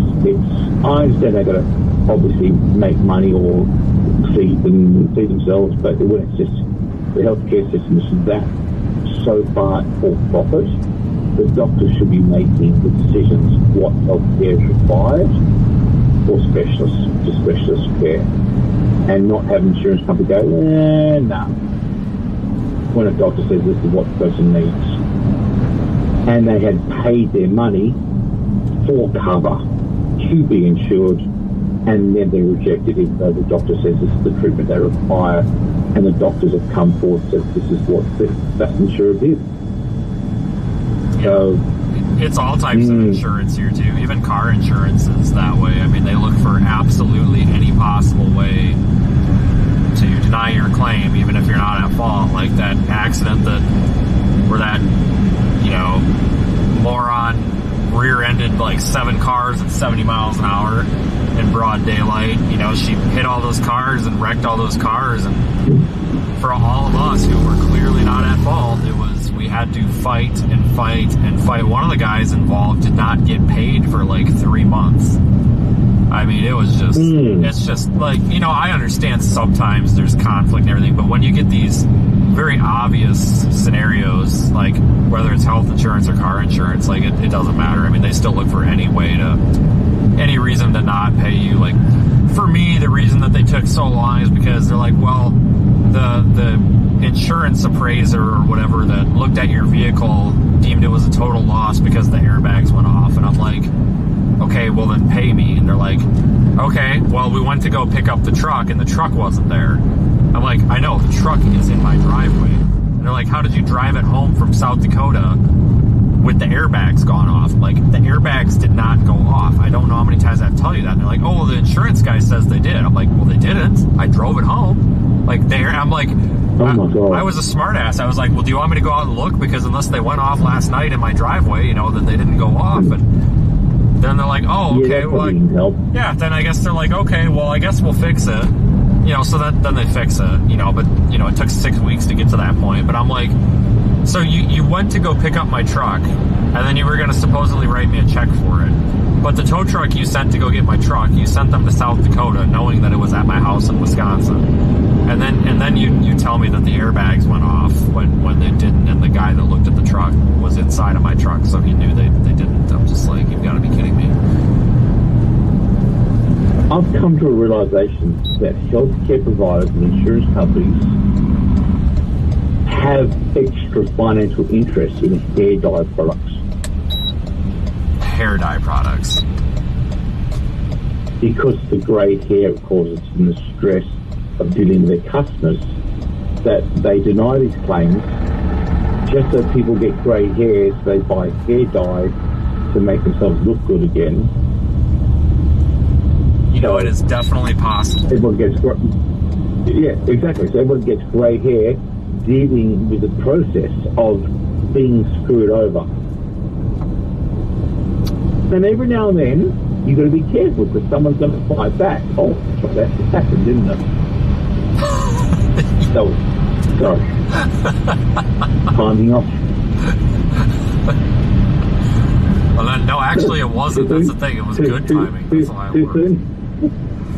Okay, I was leading up to that. It was actually kind of funny. Why do people get free hair dye for life? I don't know. I tell you what, if you imagine this, I tell you what, they get, if that goes into a jury, imagine this, you're the judge in that case, and you have a jury full, and they survey the jury. If just one of those jurors have any family that got screwed over by a healthcare company, which would probably be all of them. Imagine that. This is what I think is going to happen. It's going to go to a jury trial, and it's going to be not guilty. And the judge is going to override the decision and not take the jury's opinion, thinking the jury's taken their motion. Basically, the jury pool is going to be, I don't want to say tainted, but pissed off with the world, just to send a message to say, yeah, it was justified. There will be that much hatred to the insurance companies that the jury pool will be, yeah, we're going to let this one go. Just stop screwing with us. We've had enough. And that's what I think is going to happen, and the judge is going to override their decision, saying that they haven't acted within the scope of their fair judgment or whatever it is, based on emotion. It's going to be an interesting trial when it gets to that. That's what I think is going to happen. I think it's going to be a not guilty verdict, basically because too many people have been screwed over. You can't get a jury pool that hasn't been screwed over, or their families haven't been screwed over by a healthcare company somewhere. No, you're and probably the judge right. is going to have to override the decision, and there's going to be a mistrial after mistrial, and they're just going to have to let the guy go. Yeah, go dye his hair. And he's going to go die. And if he does have to go to jail, there'll be a lot of guards that's going to protect him and look after him. Yeah, you're probably right. And say quietly, thank you for what you did, while still serving his time, but he'll be taken care of. That's what if it goes down that path, I think there's just enough hatred in this healthcare system of what's happened for it to get to that. Because if he's on T-shirts right now from a lot of people, that's where it sits.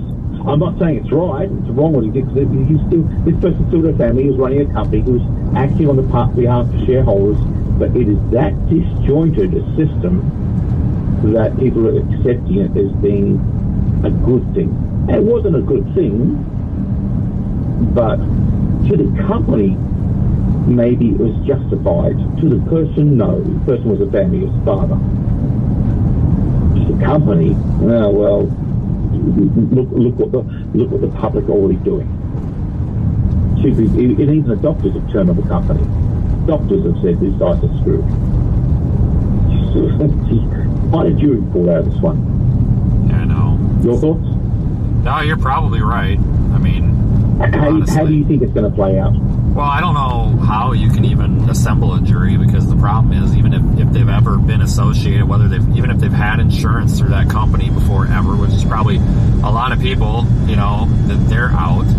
Honestly, they might even exclude people that have made an insurance claim that was denied, period. I mean, I don't know how you get a fair jury on anything like that. It's just, I mean, my God, I never thought that we would be in a situation where that would happen. This is just, I don't know. It's almost like every month of 2024 there was some sort of crazy event, and then you think, oh, nothing's going to top this. Well, every month there's been something like this. So I don't know what's going to happen in January here. I'm thinking it's going to be more drones. But I don't know. I mean, the drones are a hot topic right now. I mean, birds are drones and birds aren't real, and the government is abducting us or something. I don't know.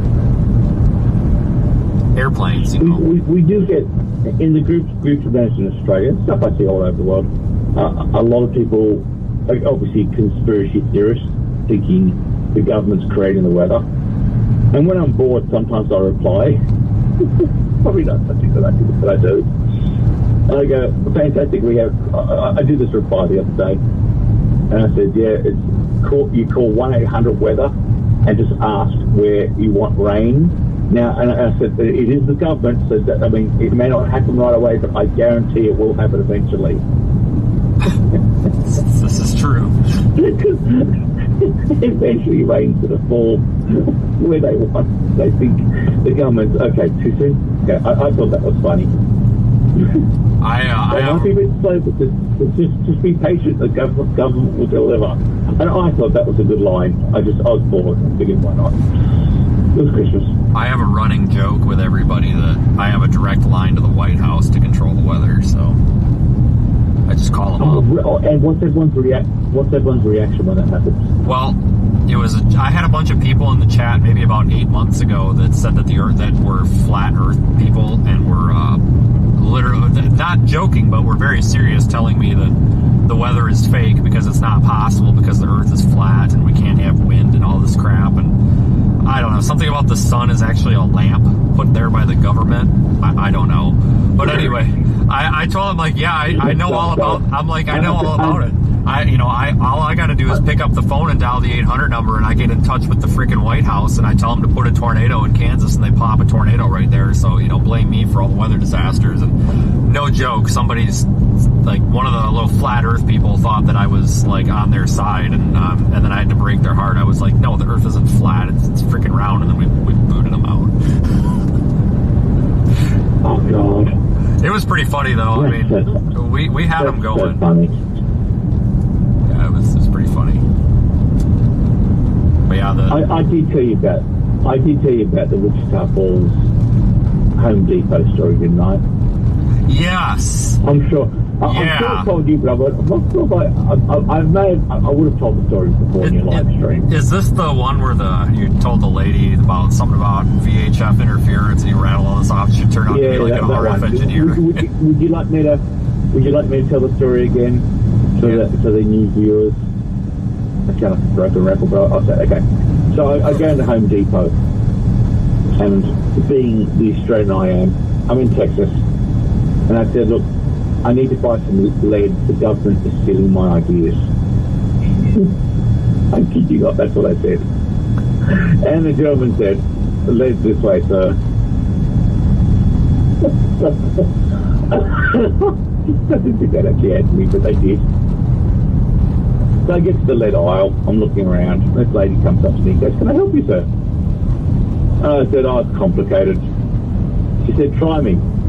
I said, no, seriously, it's not worth your brain power. It's really technical.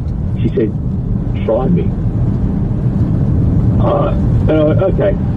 Look, I'm a still chaser. I've got a lot of gear in my car. And I'm looking for some sort of shielding lead, like a lead way to stop interference coming through.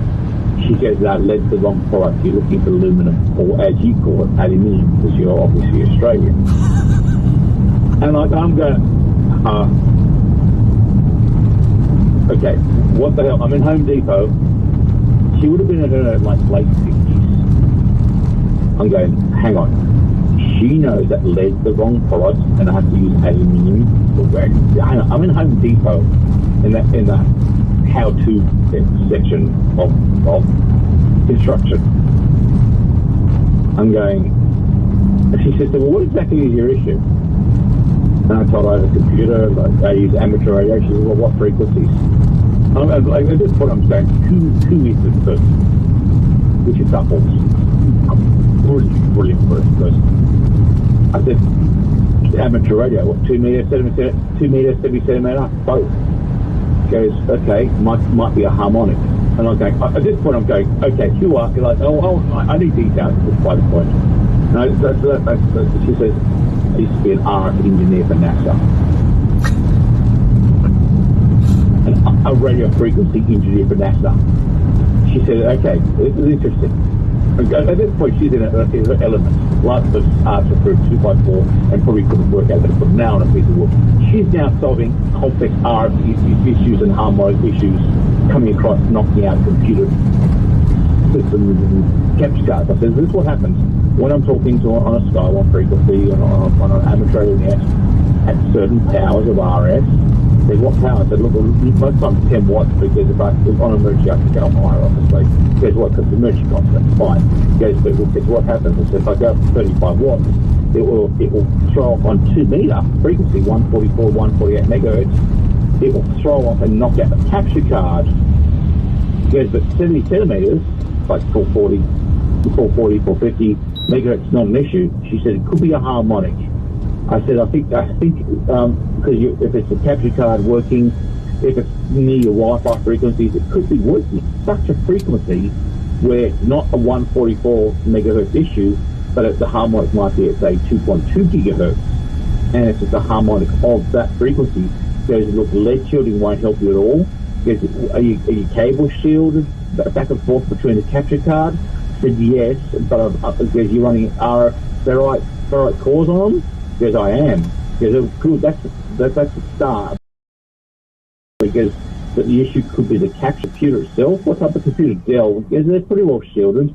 Look at Home Depot, for God's sake. She goes, look, you can take aluminum, but don't wrap it, scrunch it. You want it to bounce off the aluminum or aluminium. Rather than curl it, you want to scrunch it around the cables. But the core issue could be the device itself, depending on the RSF shielding. It doesn't matter if it has an FCC tag on it; it may not handle at that frequency power. She said, "Look at relocating the antenna back towards the back of the car. Is it ground planed?" Yeah, goes, it's ground planed. Goes, look, it could just be the power output or the harmonics will just change all the capture cards, but it could be the computer as well. He goes, that's a complicated one because you got 4 things that could go wrong. And I went up to a manager. I said, make her, promote her.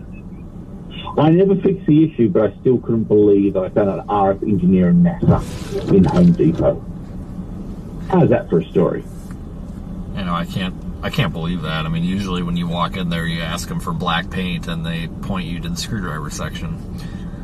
Yeah, no, she is solving and trying to problem solve a complicated RF issue on harmonics and basically one frequency affecting another like a high frequency on a harmonic with RF interference from multiple sources, and she hasn't even seen my car. Nothing short of brilliant. In a Home Depot. Because obviously because she works for the space shuttle program, she obviously knew, oh my God, she knew, oh wow, I was just blown away.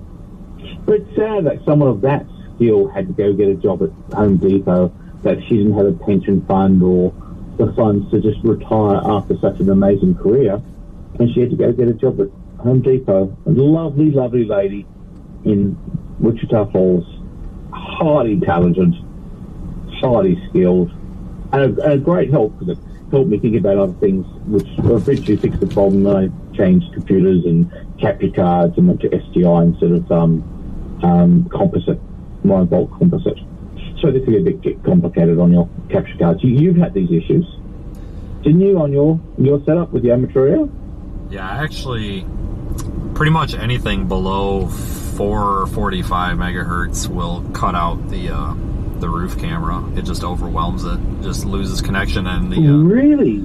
The SDI coax is run completely opposite sides of the vehicle in opposite directions as the antenna coax. It's, everything's shielded. It's good quality Belden cable, and it does it not only in this vehicle but in my truck too. And they're both the same system and everything. So you have the same issue. The 144 megahertz knocks out the camera system. Yeah, just that camera just does not like the RF. And, if I go down to, 10, 15, 20 watts, that's fine. But, the problem is usually when I'm using that camera, there's a tornado on the ground, and that's usually when I need to use the radio. So, I'll key up and you'll get a black screen. It doesn't always knock it completely out. It usually just knocks it out and then it comes right back. But still, you get that. So you gotta be mindful of that. And it's not a big deal too much because you're usually the only person I talk to on the radio. But if I need to talk to you and I'm using that camera and I know that I need that camera, I either know that I'm gonna have a break in the video for a second, or I just switch the camera. If it's or turn the power down. But isn't that interesting? People so your viewers watching, to think about that, to key up on an emergency radio comm, to have to vision switch beforehand to keep the stream active. People don't really fully appreciate what goes in to doing what we do, as opposed to, say, running a cell phone off the front window on just a single connection. When you start to introduce multiple cameras and doing what we're doing, it just, the technical engineering just goes through the roof.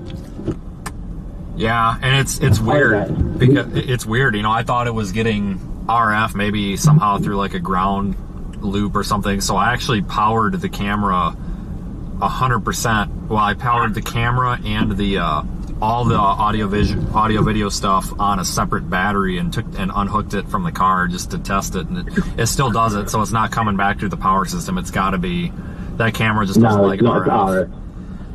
And RF, that's supposed to is radio frequency. Basically, yeah. Yeah. So I don't know. Someday I'll figure it out. Maybe I'll just wrap the camera in a giant like ball of aluminum foil. Well, that will kill the aerodynamics, and that will cause issues as well, because depending on how the wind hits it, you're going to have harmonic vibrations go through it. Because of the fluctuations of the air, the camera will start to shake. Yeah, you can't just go. You'll see me driving down the road with this big shiny ball of tinfoil on the roof, and you'll be like, "What the hell's that?" And I'll be like, "That's my aluminium foil." Or your tinfoil hat. You know, it's the same principle. And then someone will come up to you and say, "Hey, you work for the government," and you'll just say, "Yes." The answer is always yes. Or what's that for? The government. It stops the government looking at my camera.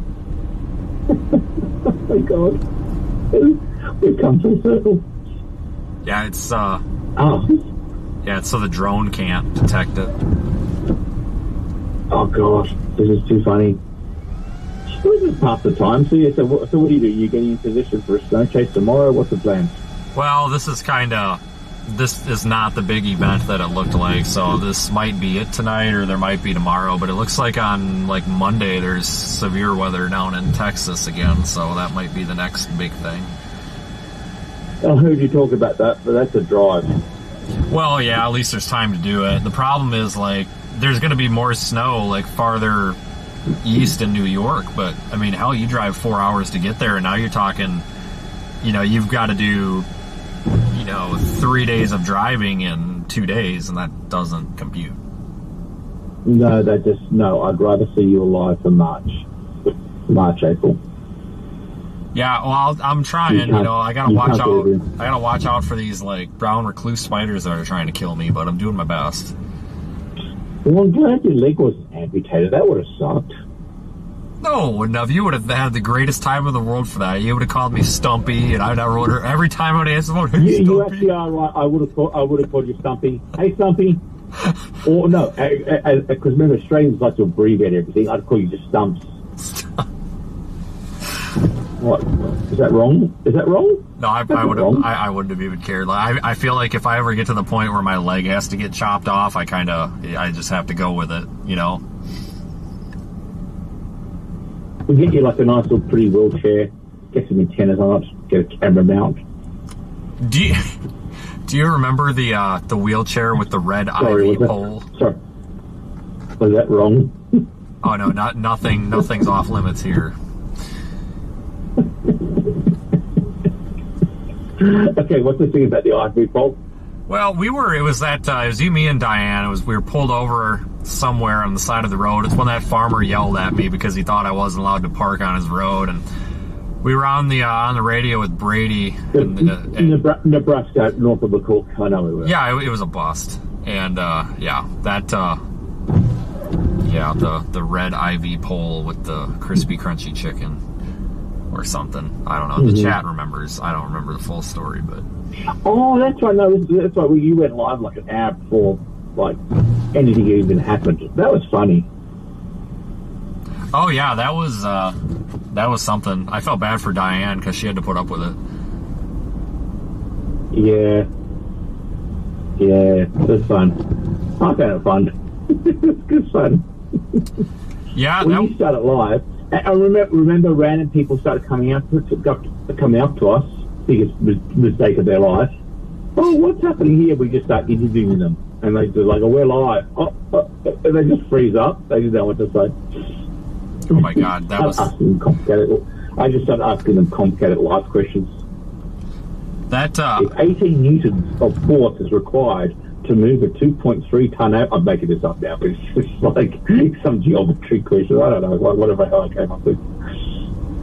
That was one of the last times that I actually stopped in North Platte. I've maybe only driven through there once or twice ever since then. It's been a long time since I've been out that way. Yeah. Sorry, we woke up in McCook. No, McCook, that's right, we went to North Platte. Yeah, you're right. We started the day in McCook. I remember that. Oh, that was funny. Oh, that was great. That was the day we ran into the College of DuPage people. Oh, they were awesome. And they gave me a forecast map. Did you see what I did with the forecast map? Oh, you drew what did you draw on it? A cat or something? Okay, no. They had forecast maps and all their meteorology students were doing what they do because it's College of DuPage, for God's sake, best of the world. I drew my little storm chasing car, and in the Arctic air, instead of all the upper level flow, the 500 millibar flow, I just did like an arrow and wrote Santa. Oh, that's right. And went warm air and then Santa or something like that. And a little tornado. And one of the lead forecasters for College of DuPage went, we're going to frame that and stick that in the office at College of DuPage. They took my Santa in the Arctic air. They pissed themselves laughing. It was so funny. Oh, I take myself really seriously. It was good. Oh, well, I hope the chat's been going well because I haven't been watching. Hopefully it has. I've had some fun. Oh yeah, they love your commentary is what I usually gather. Usually like in March, April, May, you know, if there's no commentary, then people start asking where the commentary is. Yeah, well, I mean, hey, that's some of the best parts of chasing is the friends you meet on the road. That is true. And stuff. Well, I hope the phone call helped because you sounded pissed off with the world. I think that's cool. Amy said call. So it's more for welfare check down. Well, she did a bit of an epic streak. Well, when I looked down, at first I thought it was a telemarketer or something, or a scam caller, and I was going to answer and tell him to leave me the hell alone. Like, no, you were right. You were right about both. Well, true. But then I looked at it and it said international, and I'm like, oh, international BS, and then it popped up Australia, and I'm just like, well, either this is a very poorly timed telemarketer from Australia, or Daniel woke up. Or both. Or both. Yeah. That's very true. Hey, at least you didn't block the number. That would have been funny. Well, it doesn't even. It's just this goofy looking number. Like in America, you know, our numbers are not like that. So I knew something had to be up. Okay, so you're calling Australia goofy. Got it. Okay, noted. Well, I mean, yeah, we are too, but like something. I don't know. The way you guys do things down there is just. I don't know, man. It's weird. I found out this interesting fact the other day. You know, like when I'm in America, obviously I like my food, so I like to eat. Eating's good. I found out recently that when I return to Australia, I'm slightly lighter because obviously gravity affects the whole planet. Otherwise, we'd fall off the planet. Correct? Because we're down under. We're not like Antarctica, so we're not on the bottom of the Earth. You're I think it's 0.014% lighter in Australia than on the underneath of the planet, and there's less gravity that affects you. Wow, well that's a win. I'm kidding, but that's not true. Well, I mean, it could be like, you know, 0.0001% of your body weight. I mean, now, the Earth is that flat. as a joke. I say that as a joke just to make people laugh. Because it's funny, correct? Because it's like you think about logically, that's Australia, okay, there's gravity, everything's still attached to the Earth. And you think, like, logically, Australia, we would be lighter because we would kind of fall to outer space because we're upside down, almost. and technically speaking, America's, you'd more like fall over because America's not on top of the world. It's just you're kind of on like a 47-degree slant based on the oh my god, I'm so hope there's no flat earthers on this stream. So I make the joke that we're slightly lighter in Australia, being underneath of the Earth, and because like we're like on a 50-degree angle, like underneath, like we'd fall. It's like over and up and out, so to speak. But I actually found out that it's not bullshit. It's actually, we're about the same weight in Australia and America, we're not far off. But on the equator, on centrifugal force of the Earth, you actually are lighter. It was actually true, just not for Australia, but for the equator. And that is actually true. So I've been saying it as a joke for many years, not realizing there's actually truth to it. But for the equator, not for where we are. Isn't that a fun fact of the day? I still think it's because the Earth is flat. You're possibly right. So the Subway cookie we ate, if I went to the equator, and thank you for Subway cookie, if we went to the equator, the weight I may put on would be negated. So effectively, Subway cookie eaten in America and added as fat should be negated at the equator based on centrifugal force. I should write a scientific paper on that, maybe get published. You should. The cookie. No, I will call it the cookie theorem. Cookie. Yeah, I kind of want one of those cookies now. Those are actually pretty good. Okay, everyone, raise. I'm not looking at comments, but everyone, raise your hand. Who wants a Subway cookie? Do you have Subway over there? Yes, we do. Okay. Yeah. Everyone, close your eyes. Close your eyes and think of cookies. Well, I couldn't believe that you had Kentucky Fried Chicken over there. It's like that day that you were all pissed off because you couldn't get your windshield replaced in time or something. Diane and I were sitting at the Kentucky Fried Chicken because she gave me a ride back because I was getting tires put on, and she just walks in. She's like, yeah, I'll take a number, blah, blah, blah, blah, blah. I'm like, how the hell did you know that? She's like, well, we have KFC in Australia. We are civilized or something like that. I'm like, no shit. We're not civilized. Well, it's Kentucky Fried Chicken, not kangaroo. Hey, we have telephones and the internet in Australia. We're awesome here. Yeah, that's good. Proud to hear that. See, now I want to Subway cookie. I'm wondering how many of your supporters and viewers right now want a Subway cookie. Yeah, I'm on the phone with Daniel. Think delicious cookie. Well, first off, you can say g'day, mate. And chocolate second goodness. off, I don't know how it is where you are. You understand what I'm doing here? Like, I'm hoping you're going to pass like a lot of the Subway. Southwest of Ashtabula. Dude, I can't even see the road. I'm being radioed to tell me that it's snowing out. Hold on. Feeling the rumble strips and then knowing I gotta move the other way. Like, it's coming down hard over here. Yeah, so I can confirm it is dumping snow. And that's not being sarcastic either. Is that Corey? No, it's Brandon. Yeah, I did not expect this tonight. He did not expect it to be snowing in the lake effect snow warning. That's what I'm gathering. Who is that? Who is that? Brandon Kopic. To be like this heavy out. Brandon, tell Brandon. Daniel says hi. Alright, well, everybody here says hello.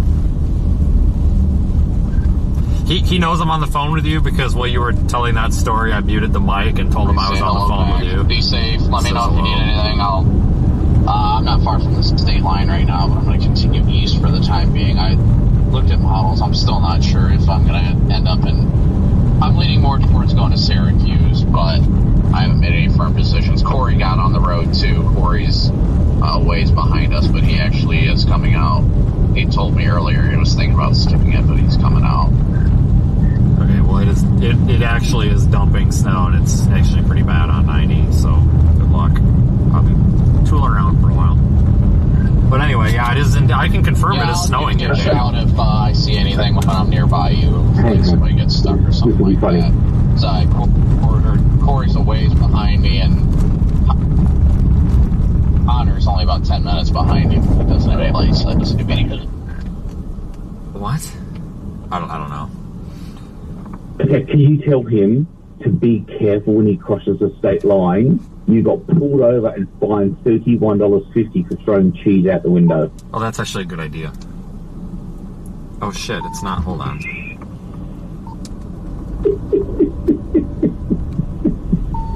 Well, what the heck? It will not. It will not let me key up. It says he's not available. Oh, damn, that was a good joke too. For those who joined the cheese joke at the start. Well, what the hell? Maybe I'm in a dead zone. LTE. Yeah. Well, that's what the frick. Try one more time. Okay. Well, all right. Maybe his battery died. I don't know. I guess you could say that's bad timing. You said it, not me. Oh, but did I though? Because you were about to say, I know exactly what you're about to say. Oh, that's really bad timing for you to go into a dead zone. Oh God, I'm funny. You are. Oh my God. That cheer you up? Oh yeah. You know what really cheers me up? What really cheers me up is hearing you say the number that comes after 17 but before 19. That just makes me laugh. I don't know why. 18. 88. 88. 18, mate. Yep.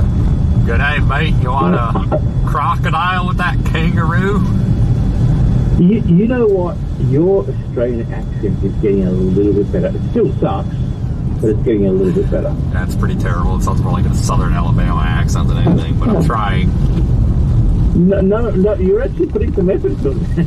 That means a lot. Do you know, are you familiar, and I know you don't have like a bunch of children that you know of running around. Are you familiar with the kids show Bluey about the dog? Yes. Yeah, yes. It takes place in Australia. I watch it personally. Yeah. It's Blue. Yes, it's Blue here. My youngest kid that's 3 years old loves that show, so she listens to this. We've exported a number of great things. Yeah, and so she listens to this Australian dog talk all day and be a snotty little brat, and that's all I hear all day is this Australian dog running around, so I'm starting to pick up on it. So you have 2 Australians in your life. You know, I've actually got several Australians in the chat. There's been like 3 or 4 people besides you or Diane that have said that they are from Australia, so... Oh, that's so awesome. Isn't that great having Australian support? Yeah, it is. I mean, Australia does. You realise, like, we do control, like, a fair portion of your US defence system in Australia. A lot of Americans don't know that. That's true. You know, so, Australia is underappreciated. It's just they're easy. You guys are easy to pick on because you talk funny and have kangaroos. I know. I'm okay with it, but because we're all easygoing. I mean, I won't say it on the chat, but like, you piss us off. It was great. It was this comedian, Mexican comedian called Fluffy. Yes. Fluffy. He's also I've seen on YouTube. He's great, and he did this. It's on YouTube. He goes. Australians have no filter. They'll just speak their mind. And he says the thing like this: it's not bullying if everyone does it. Yes. Look, he's crying. Oh, he must taste like gravy. The poor guy. And he had the best time here. I've never seen him live, but I do watch his YouTube videos. He's bloody great. Good sense of humour. Great comedian. And he came to Australia, and it was one of his favourite experiences. He says, as long as you're aware that Australians have no filter, you'll have a great time. Otherwise, it's a culture shock. As you've learned the hard way over time. Oh, yeah. No, at first I thought it was just you, and then I learned it was not just you. That this is kind of... Well, I mean, you are a very unique Australian, but I've learned that there's a lot of traits that you have that apply to the general population. Yeah, I'm not the other people, but yeah. Yeah, which is good because eventually when I get over there, I won't just freak out and be offended when some guy runs up to me and and is like, haha, do you know what time it is? Oh, no, you don't, because you're a dumb American. You know, I'll just be like, haha, yeah, you're so funny. Whereas before, I'd be like, wow, you guys are rude. And you'd be. So when are you coming to Australia? When the timing's right. Why did I know you were going to say that? I don't know. I do need to get over there though, because I've been to Canada, but I've never been to anywhere good. Okay, well, so how many countries have you been to? You've been to Mexico? No. Well, I crossed into my very first trip in 2004. I went to Mexico. I was in San Diego, parked the car, walked into Mexico. Wasn't such a great idea. Went to Tijuana just to kind of knock off my list. yep. And like a special taxi. No, that special taxi would have been kidnapped or something. It wasn't really a fun experience. I got out of there within the hour. It didn't feel safe. It wasn't the place to be, apparently. Cancun apparently is amazing, but there's some beautiful places in Mexico, but there's obviously some not so nice places as well. That goes with any country. So I've done it once. So I've seen, I'd love to do Europe one day, but all my money's spent in America, obviously chasing, so maybe one day, hopefully. I'd love to see Iceland. That would be beautiful. A lot of my friends have been to Iceland. Yeah, and you I'd drink see a the volcano. Yeah, you could actually get your own ice Well, water. No, that's like a treat once every year or two. That's the iceberg water. That comes from Greenland. Oh, what's the difference? But it's an iceberg that gets towed in to Newfoundland, cut down, melted, and it's 30,000-year-old water. Like $26. I'm sorry, did you just say they tow it in? Yep, they tow it in, they carve it up. Well, that's a pretty good deal then. You know, you think about all the logistics involved in that. Oh god, it's incredible. I think on Amazon it's like $23. Like a bottle of water here in Australia is like $7 these days. Like some bottles of water, it's just stupid what they charge you. So like if I'm going to get a Canadian water, and you can, it's made in Canada, Newfoundland, but it's an iceberg that floats down from Greenland. Takes a couple of years to float down, and they tow it in. It's 30,000-year-old water, and they also make beer out of it.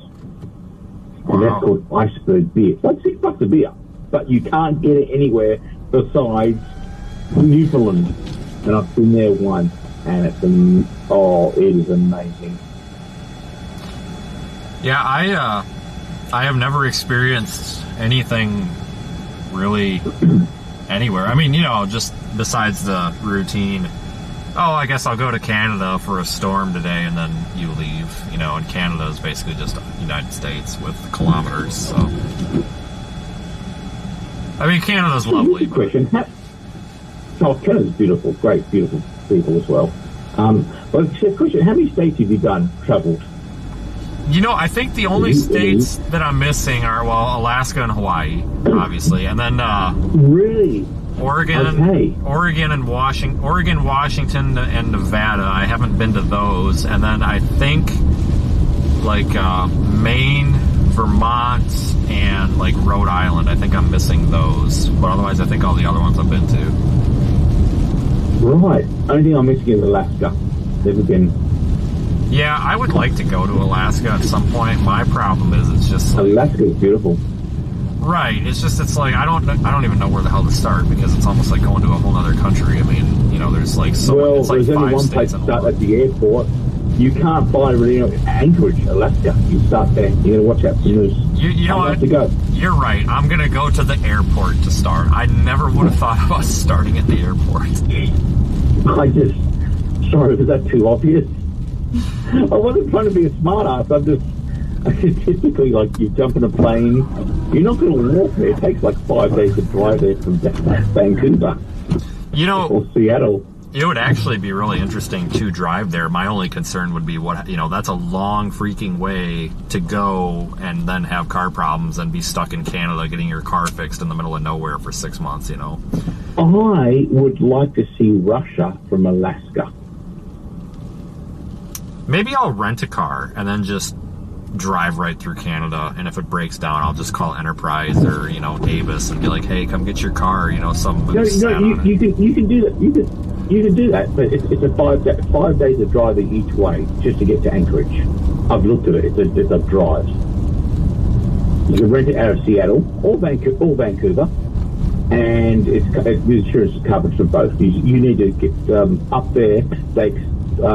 You can't do unsealed roads, but yeah, it's CA. I think it's CA1 takes you up there, coming up to the Northwest Territories. I've never done that road. I've gone up to Prince George and Jasper National Park, and one amazing place. Have you ever done this? This is to the west of Calgary, Canada.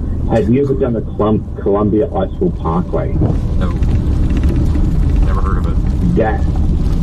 That is the most beautiful road I've driven in North America, next to Mount Evans or Mount Blue Sky. Really? Mm-hmm. Have you done Mount Blue Sky or Mount Evans or whatever we'll call it these days?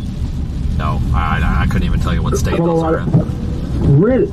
Colorado? You've never done it? No, honestly, most of the driving I've done in Colorado is like legitimate, like off-road, backcountry driving. Like other than like I-70 and Highway 50 to actually get to where I'm going to like go off the grid, I really haven't driven on anything other than chasing and stuff. I strongly, you do have to, these days you have to pre-book your national parks. You have to book this one instead of changing things as well now. So you get to pre-book your national parks, which kind of sucks, but it helps with crowd control. Colorado 105 is the highway number. It's a rural road, obviously, but it's part of the National Park Service, and it goes up to 14,236 feet, I think, or thereabouts. But be very careful. Make sure you've acclimatized to Denver first for a day or two. Otherwise, you'll start to pass out up there. You can get very lightheaded because you're up at very high, 14,000 feet by road. Highest paved road in North America, and you could stream the travel off there too. Oh yeah, I streamed back in June before, maybe a week or two before you left. I was out in like southwest Colorado in the mountains in the middle of nowhere, streaming a bunch of like abandoned mining stuff, and I had to go to the bathroom really bad, and I'm like, what the hell am I gonna do? And thankfully, somebody put a porta potty literally out in the middle of nowhere just for that reason. So I don't know who did that, but whoever was in charge of that deserves a Nobel Peace Prize. So. Oh, well, if it's Australia, it'd be a big spider waiting for you. Yeah, if it was Australia, I would probably just take my chances and just hold it. Yeah, that doesn't always work out for you either. Okay, I'm going to let you go. Are you in your hotel soon to stay? Yeah, kind of. I'm just driving around looking for chaos. Usually you'll come up across, 500 accidents out here, and then you look at them and say, hey, if you're okay, I'm gonna sit here and watch the chaos. And they're like, oh yeah, I'm fine. It's like, okay, cool. Well, have a nice night. And then you just sit there and watch the chaos. So of course, if they're hurt, that sucks. But usually they're not. Usually they're just pissed because they just wrecked their car. Well, I haven't been watching comments other than I suppose I'm comfy. Well, you stay safe out there, my friend. I'll see you in 3 months. All right. Well, enjoy your nap. No, I'm comfy. I'm not moving. Just waiting for the next storm forecast to kick along and go chase snakes and spiders and crocodiles and kangaroos. All right. Well, I hope that spider under your bed doesn't bite you today. It's fine. No, that was the event. There's probably a huntsman running around here somewhere. Little baby one, but who knows? Yeah. Well, good luck with that if you see one. Yeah. Do you know what some people call them here? Big frickin' spiders. No. Wall puppies. WALL puppies, like a puppy dog. That is ridiculous. Some of them are so huge. I'm not kidding. That's what some Australians call them, wall puppies. And many keep them as pets, and then they just let them do their thing. Oh, I know. And they have like I've seen the clock spider picture. It's pretty disturbing. Yeah, no. Some huntsmen can wrap around your skull. That's huge. Yeah, I'll pass on that. Like Alien, and I'm not joking. They do get that large. Yeah, well, I'm not. You know when I'm not kidding. I'm not kidding. well, I'm just thankful we don't have those here. Northern Queensland, not thankfully not in Sydney, but yeah, they get large. Come visit.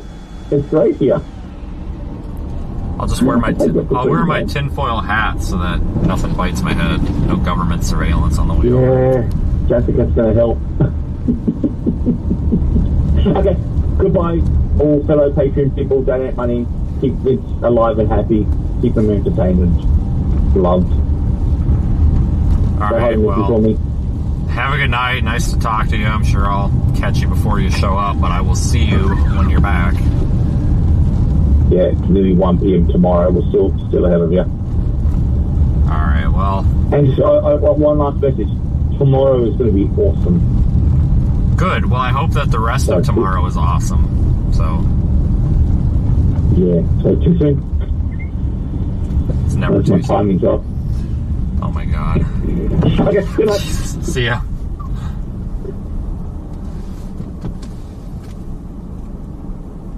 Well, that was about on par with expectation. So for any of you that anybody that does not know, that's our friend Daniel. Honestly, probably my best friend out here. He's Australian, so that means that his jokes aren't actually funny, but he thinks they're funny. And the fact that he reacts to his jokes is what's funny. It's not actually the joke. It's more of the presentation of the joke. I don't know if any of you folks have ever met an Australian, but it seems to be pretty common with them. If you are an Australian,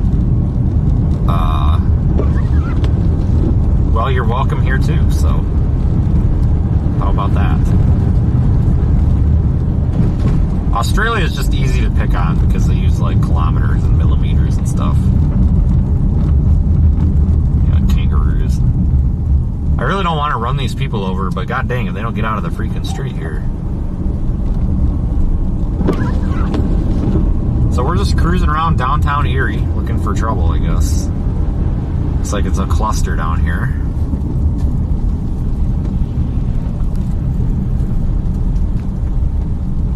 Stand by, folks. I got one quick phone call I gotta mute for.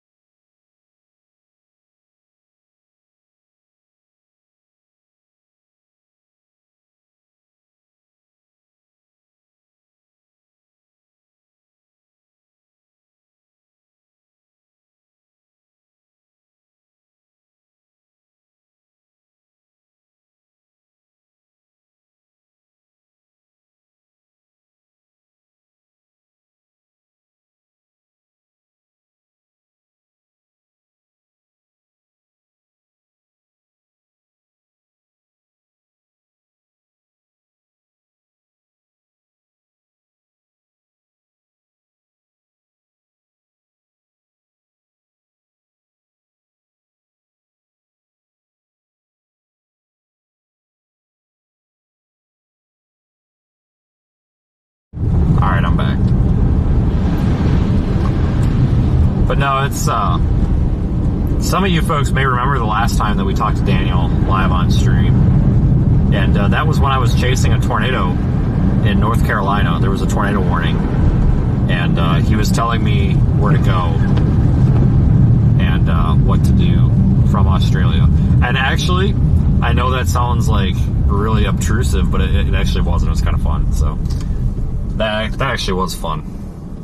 So it was kind of a boring chase, so that made it less boring.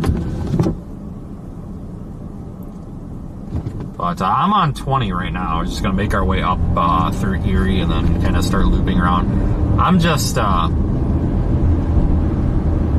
kind of floating around. We may need to start going up toward... I might make a pass up toward Dunkirk, guys.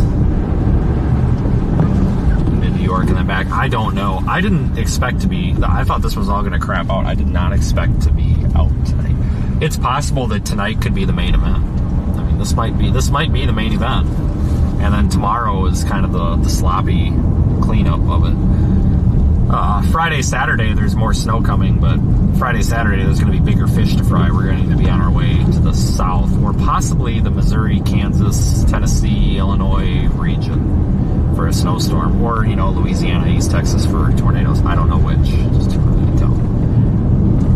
That's why, like, it's been a hot topic tonight of discussion. That's why I'm saying I'm here and not farther east in New York where there's higher snow totals, because I don't want to be even farther away from that chase target, because we gotta make sure we have time to get back.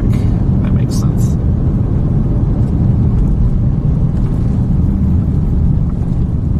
Does the camera look okay to you guys? It's gonna look a little bit blurry, a little out of focus. I can't get it perfectly focused at night. I don't have focus peaking on this camera. Actually, I do have focus peaking, but it's so buried in the settings I cannot remember where to go to turn it on, and it just turns out into a cluster.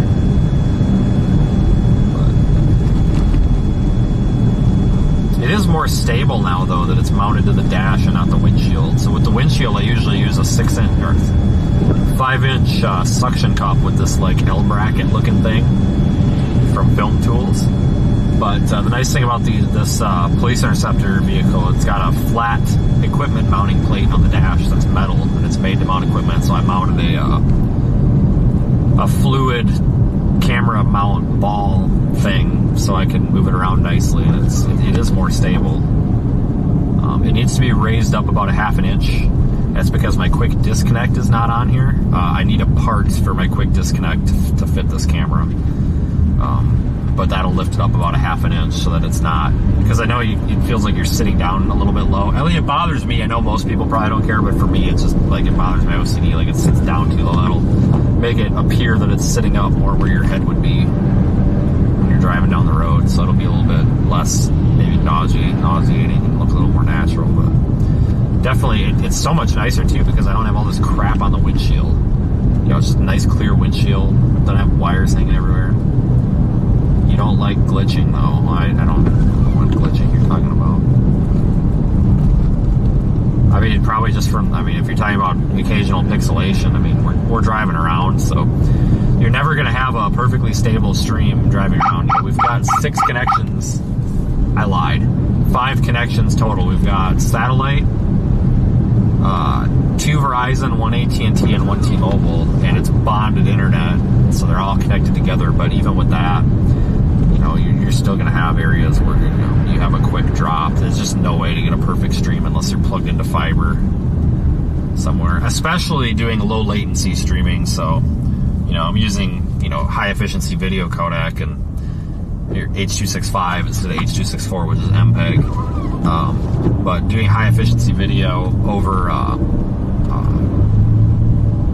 HLS streaming, basically, with a hardware HLS encoder, it's low latency. You give up just a little bit of reliability, but not enough for it to be noticeable to a viewer.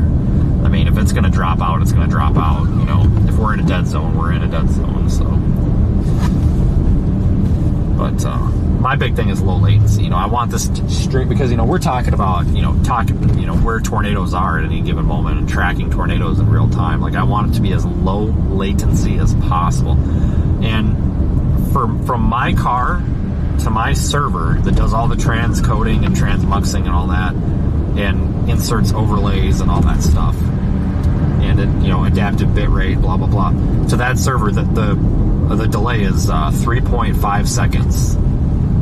That's almost nothing. With RTMP, you're looking at like 5 seconds, but I don't like RTMP because I can't use H.265 over RTMP, and you get a more efficient video. Like, so for example, with RTMP, the normal, like, standard to stream 1080p video would be like, I don't know, maybe 6,000 to 8,000 kilobits per second, you know, in a perfect world for streaming.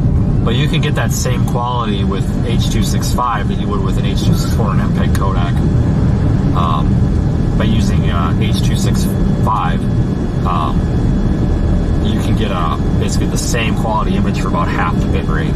So that means you need less bandwidth. You need to, basically, you can get a better picture through on a crappier connection, and it's lower latency. And then, of course, from my server to YouTube, there's about 3 to 5 seconds. So the total delay on the stream is less than 10 seconds at all times. Usually it's like 7 to 8.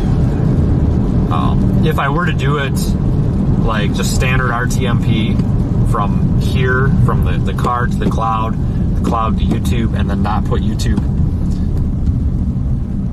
in the low latent mode, we'd probably talking like a 30-second to 60-second delay, which is honestly fine. I mean, it doesn't matter. You know, do you guys really care if what you're watching is a 30-second delay? Probably not.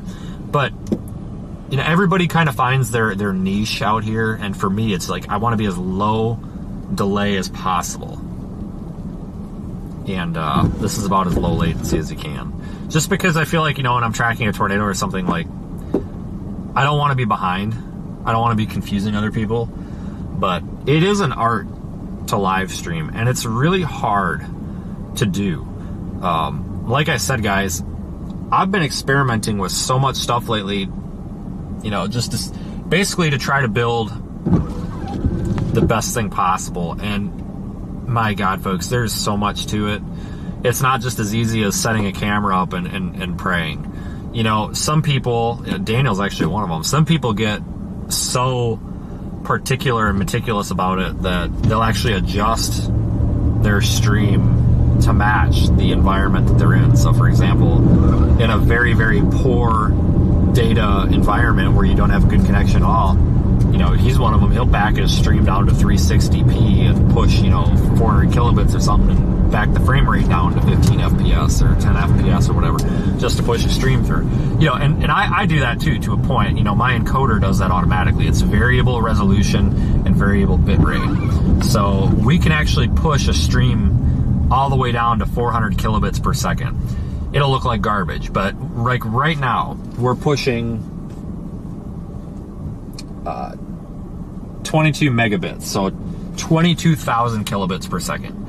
So we're actually pushing a 2.7K or a 1440p resolution stream to my server. And then as it just kind of looks like crap because of the camera, but as conditions go down, it'll say, hey, this is too much, we don't have this much connection, so my encoder will drop down to like 1080 at 5,000 kilobits, and then it'll start dropping down to 720, you know, at 2,500 kilobits, and then it'll just start varying all the way down to 480p to like 400 kilobits, which kind of looks crappy, but it's not too bad.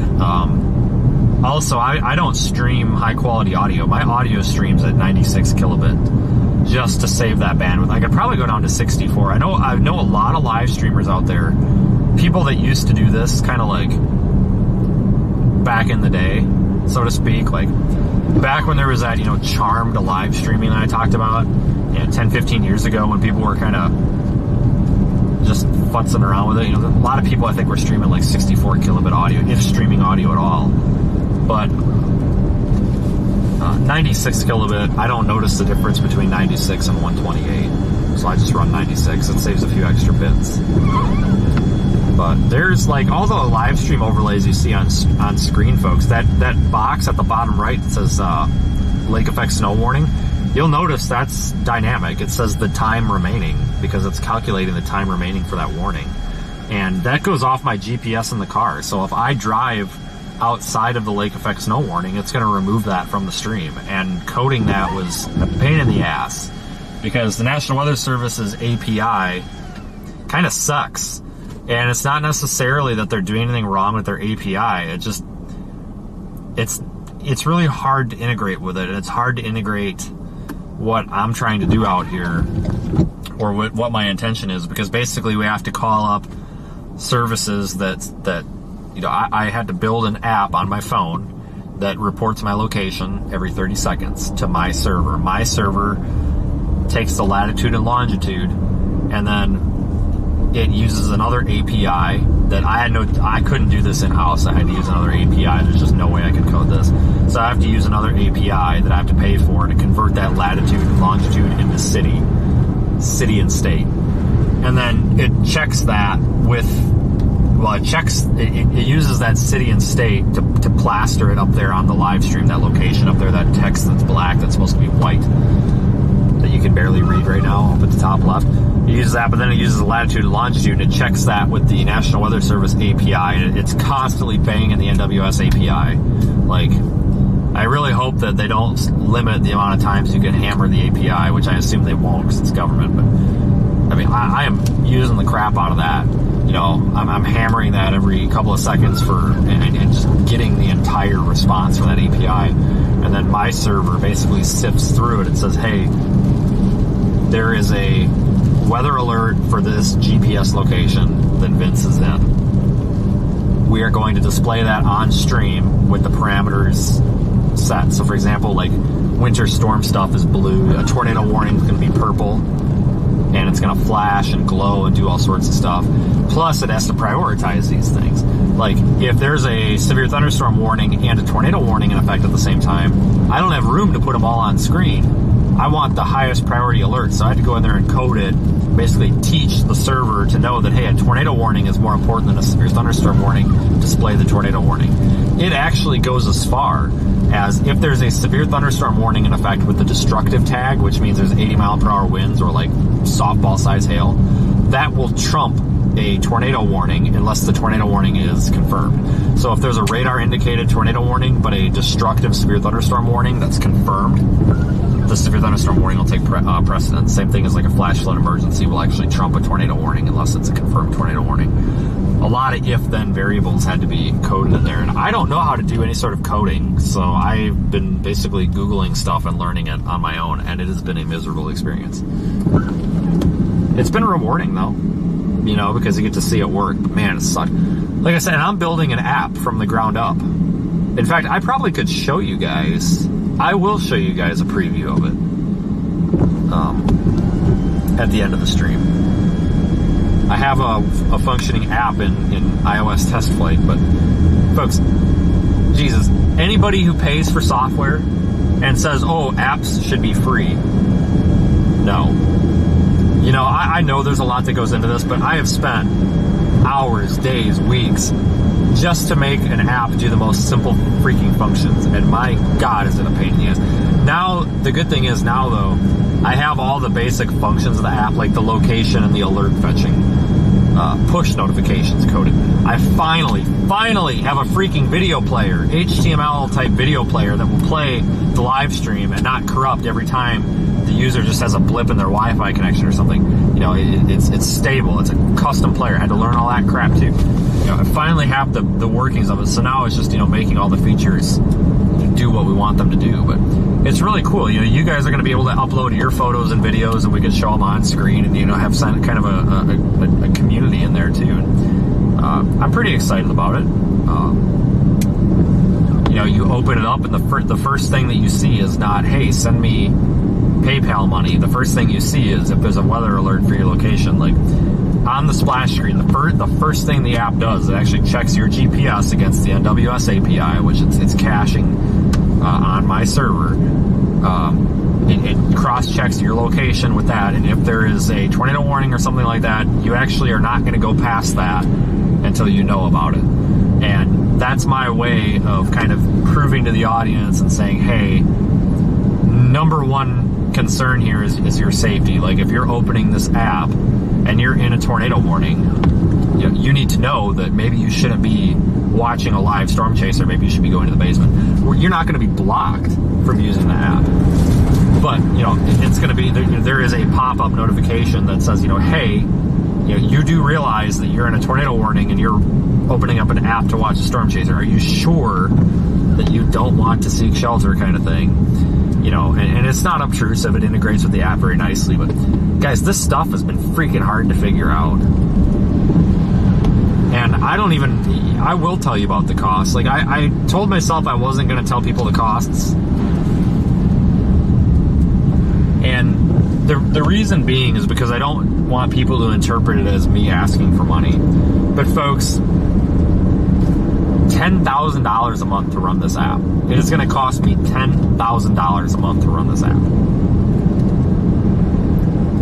That's because of the live streaming mostly. But the push notifications that get checked against APIs and stuff, I have to take all that NWS API every 30 seconds, cache it, process it, sort it, put it in a format that my app can read, so that when you log in and your GPS pings, or you've got the app open and you're watching the live stream and you get put under a tornado warning or something, you know about it every 30 seconds. So that's why I have to have this, cached, so that it's not just polling this API all the time, and it's updating and saying, hey, okay, here's the latest NWS alerts, basically, in the format needed that's most easy to parse the alert, and it doesn't. And I have to make all this scalable on this, meaning so that if there's 5 people in the app, it doesn't need as much infrastructure to run, which I have to pay for by hour and by gigabyte.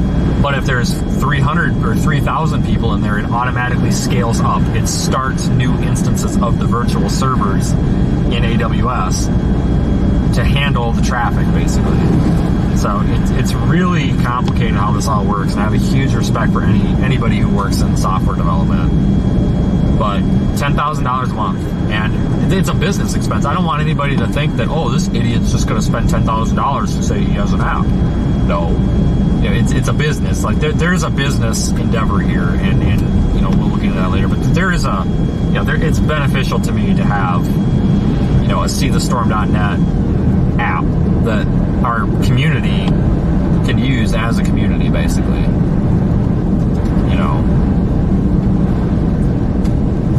So I'm excited for it. We're talking probably summer of 2026. Honestly, possibly late this year, but I don't want, if I do something, it's going to be done right. So that means, it's got to be checked 50,000 times. I only have some features working, and it took me weeks just to get this location and this API stuff figured out with the weather alerts. Weeks. So imagine how long it's going to take me to get, something else figured. It takes time. But $10,000 a month is the operating cost. So remember that if anybody is upset because they have to pay for an app or for software, just remember that, folks. $10,000 a month for little old me to run a freaking app. Imagine bigger companies pushing more data and more users. Oh, this guy's in a freaking hurry. But that's where your money goes, folks. But it is cool, and I'm happy about it, because this is something I've wanted to do for a long time. And, basically I look at it as this. You can't cancel me on my own platform. You get the trolls out there, and if they want to come out there and say, hey, we don't like you because I don't like the color of your socks, and try to badmouth you on the internet, and say, okay, cool. Well, can't badmouth me on my own platform and kick you off. So, not that I want to kick everybody off that disagrees with you, but you get my point. You get the internet bullies. You can get rid of them, block their IP address, screw them, get out of here. And we can do cool features. Like, there's features that I want to do that social media just doesn't do for us. Like, I could create a Facebook group and we could all put our photos and stuff in there, but that's not going to give push notifications to people when you post something. We can have it. So let's say Sally, where I'm actually working on this function right now, and it is working. So let's say you guys opt in to subscribe to community alerts. Well, Sally, who's a member of the channel or whatever, Sally's got baseball-sized hail falling in her front yard. She takes a picture of it, puts it in the app. Well, we're calculating the trajectory of that storm cell using the NWS, the radar skid, or the storm cell identification and tracking feature. So we basically take the vector, the speed and motion of that, and say, hey, well, Johnny, who has opted in, is in the path of this, and that where this, giant hail came from. Hey, Johnny, here's a picture of what Sally took. Holy crap, you better pull your car inside. And that's all going to be done automatically. It's got to be done properly and all sorts of stuff. And it's cool. It's not to replace the weather service or replace storm reports. It's supposed to be a fun feature, because I see our members doing this in Discord all the time. Oh, wow, look at this cool rainbow. Cool. You want to put a photo of your rainbow at your house? Awesome. Well, if Johnny has opted into non-severe weather push notifications from the community, well, cool. He's going to get a picture of your rainbow if he lives nearby or whatever. Why not? And, it's not as simple as just saying, hey, I'm going to make an app that does this. You have to sit there and break this down, and you have to go back to square one and be like, okay, well, this is what I want the app to do. Where the hell am I going to run this? An app and software services don't just exist. They have to, well, they do. They don't just exist in the cloud and just magically appear. You have to run those services and those functions and operations somewhere, whether it's on a physical or cloud infrastructure. But, you don't just, let's take example, Facebook. Facebook didn't just say, hey, we're going to make a Facebook app and just throw it out there and it magically works. No, there's servers that use all this data and make it function. That's what I have to do. And we have to take, data from the weather service, data from all sorts of stuff, and make it basically compatible with the front end or the user experience. And holy smokes, guys, I don't know what the hell I'm doing. But I am learning. I am learning very quickly. This one thing that I will say, though, and this kind of is contradictory to what I said, but it almost, it's not as hard as you might think. It's very hard and difficult, but it's a very steep learning curve. But once you start getting going, it makes a lot more sense.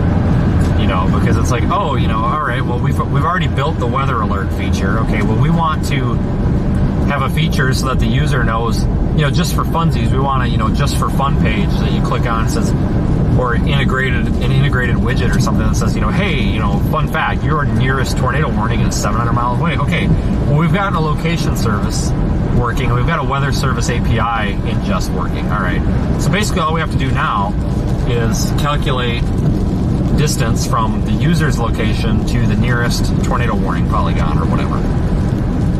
That's not as easy as you would think. Fun fact, if anybody's looking to do this, you actually have to do math in your script. So you have to, there's something about pi and 180 degrees, and it calculates it. I was able to find on GitHub some code that actually works to do as the crow flies data, like hemispherical algorithm or whatever. So you basically have to run a math algorithm to calculate this, and your server has to do it, which costs money because it's processing time. It's not the phone doing it, it's the server. The phone sends the info to the server. The server says, oh shit, okay, this, plugs the numbers in, and then it spits them back out for the device, and the user knows no different. If you ran all of these functions on the device, there would be so many functions, I don't think that the app would load. You have to do a lot of this in the cloud, which is good and bad. Some things you want to do native, or you want to do them on the device, like load the layout, load the text, but the dynamic features, the things that change, I think it's best to load those in the cloud infrastructure, because you're not going to be able to use those if you don't have an internet connection anyway, so it doesn't matter, if the user doesn't have an internet connection. Like, it's an app for live streaming and content creation. So you're going to need the internet anyway. If the internet is offline, don't even bother loading the stuff anyway. So that's the only reason you would need a native. But and then you have to figure out how to make the stuff work efficiently. My beta version, my alpha version, my very first version of this took like 60 seconds to load on my phone. I'm like, oh, this is so cool. How do I make it better? So then you got to go in there and you got to start. Yeah, there's locations things that are running 3, 4, or 5 times to create the output that we want. So let's run it once and then reference the function back to the function that already completed. It's confusing, but I don't know. I'm probably boring the hell out of you, but I tell you what, like I said, don't ever complain about paying $9.99 for an app or something or whatever, because my God, folks, the back end that goes into this stuff is insane. We're almost into Northeast now. I'm going to get back down on the interstate here and see how that's looking.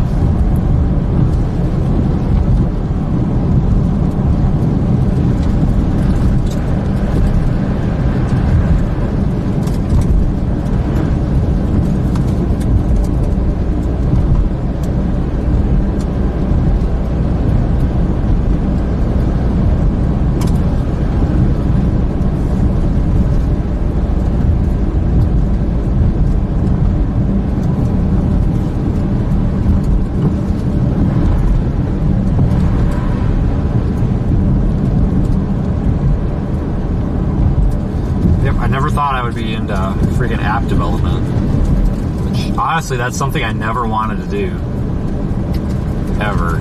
I never wanted to have to be the guy that has to figure out freaking you know, code stuff to make this crap work, but it is kind of fun. It's not really fun at first when you don't really know what to do or where to go, but once you start getting the hang of things, it's kind of fun because you get to see results, you know. But anyway, thanks for joining. Please subscribe to the channel if you haven't. You can become a channel member or visit seethestorm.net if you'd like to support us. You know, the usual.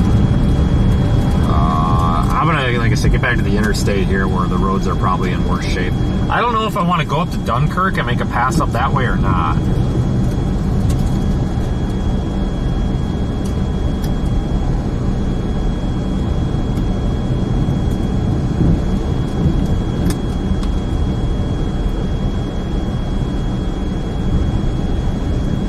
Yeah, this is downtown Northeast.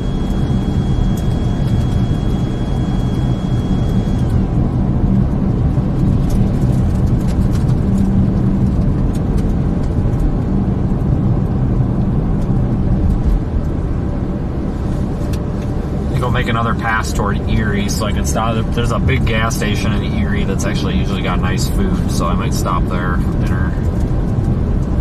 Side, which, oh, I have to turn around because the only entrance to the interstate is back this way. So just kidding, everybody. Actually gonna go this way now.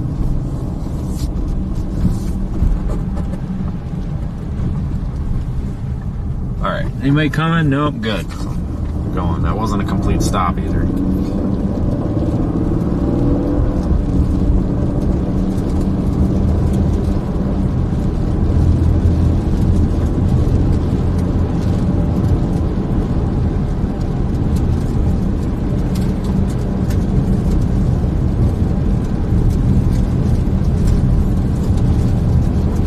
South 89, there we go. I better get a green light here, I'm gonna have a stroke.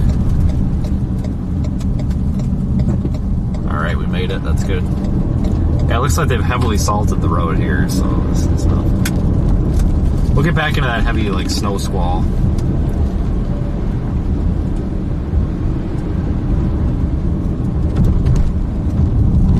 Shit, did I turn down the wrong road? Son of a... Sure did.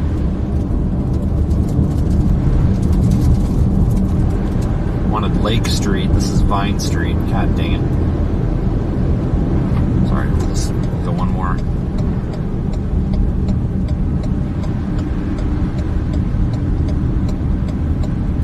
Oh, it's kind of fun to stream this time of day. Usually I'm not starting live streams at, what was it, like 7 o'clock Eastern? Definitely a late start, but I looked at radar and you could just see it was dumping snow, starting to dump snow over Erie. I'm like, yeah, we got to go out for that. Can't just sit here all day, you know.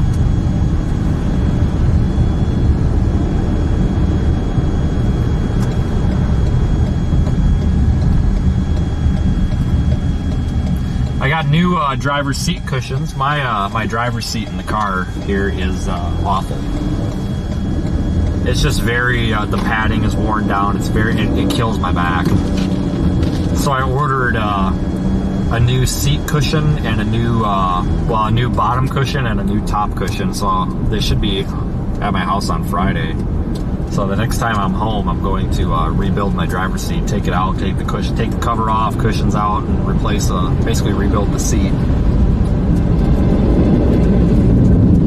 Because I sat in my passenger seat the other day and realized how much nicer that seat was. So I'm gonna put fresh seat components in the driver's seat and make it nice so it doesn't kill my back.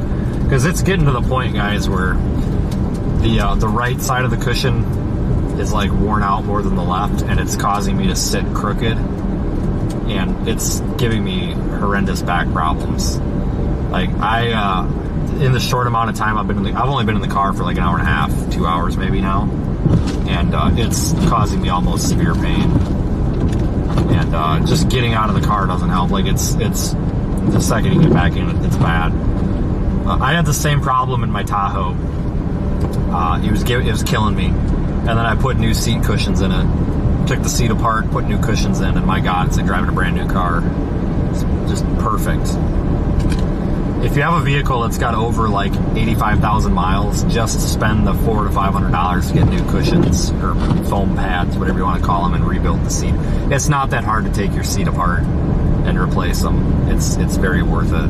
Trust me. Even if you don't think you need it, you probably need it. It seems like these car seats don't last very long, especially these newer ones where they're kind of thin. You know, it used to be, 15, 20 years ago, like my 2009 Tahoe, the foam pad is like 6 inches thick, but my new Tahoe, it's like 3 inches thick. Like, they're really skipping on them.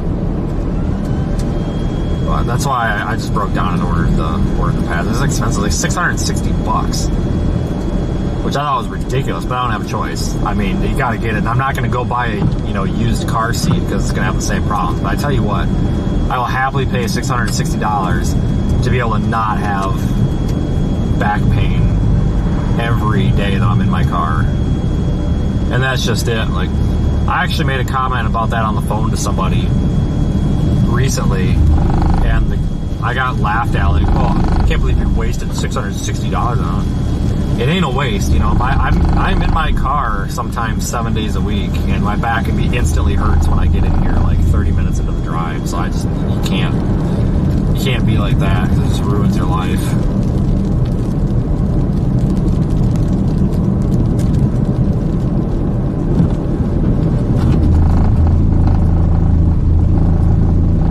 It's actually so bad that I considered swapping the passenger side seat bottom pad with the driver's side, but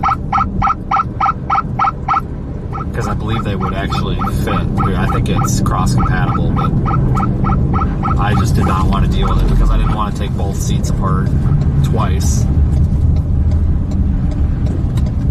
But it sucked though, because the only place I could get the seat cushions was from actually a lot of them were unavailable.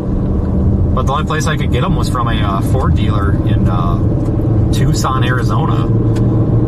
And I ordered them like 2 weeks ago, and they just shipped them the other day. And I've been trying to get a hold of them, and they'd stopped. They wouldn't return my calls, and I finally got a hold of them on Monday. And they're like, yeah, we just shipped them. I'm like, oh, okay, well, it's been like 2 weeks, but at least they're in the mail now. I think I got the only ones that were actually like somewhat readily available in the country, because I couldn't find them even on like the Ford parts locator, like online. I couldn't find anybody that had them. They were all like 6 to 8 weeks on back order. So I'm very, very thankful that I was able to get some. Alright, we'll make a pass back toward Erie or halfway there, and then we'll flip around and make a pass maybe up toward New York.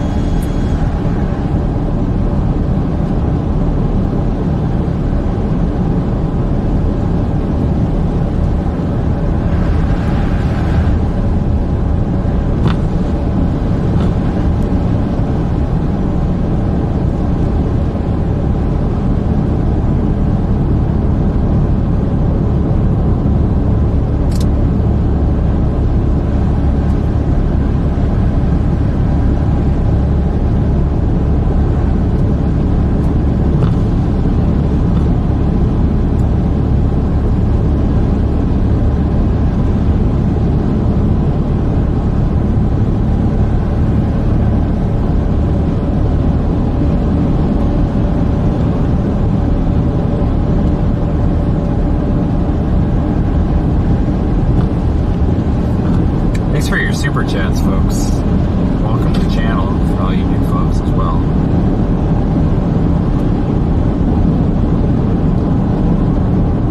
Wow, the snow really stopped here, didn't it? Good Lord. Looks like we might actually be exiting a snow squall now. I'm gonna turn around at the first reasonable location and start heading toward New York, and we'll try to get back into the snow squall.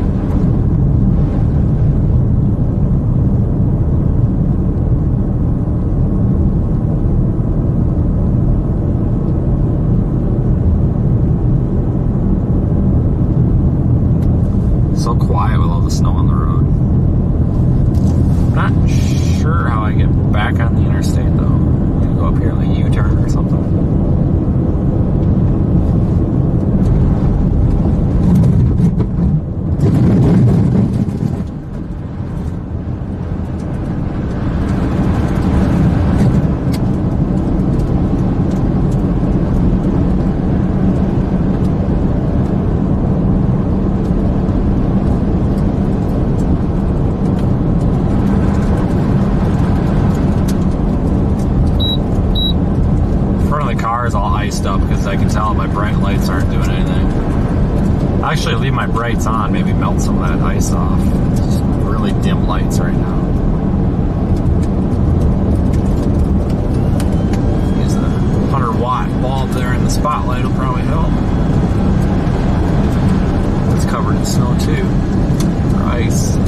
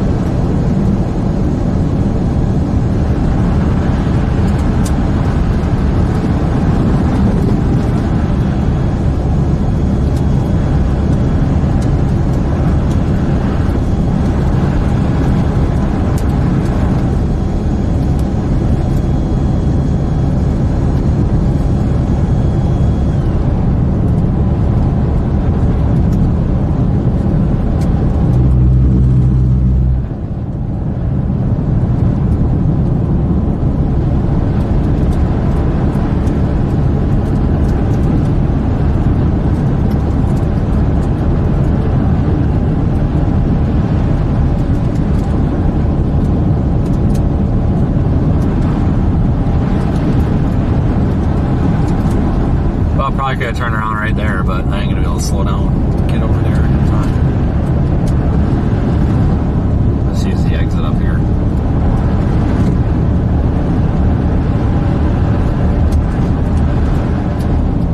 They should take this State Highway 89. We'll do that. That might be a mess. And then we'll take that back up and then get back on it northeast and go northeast from there. This'll work.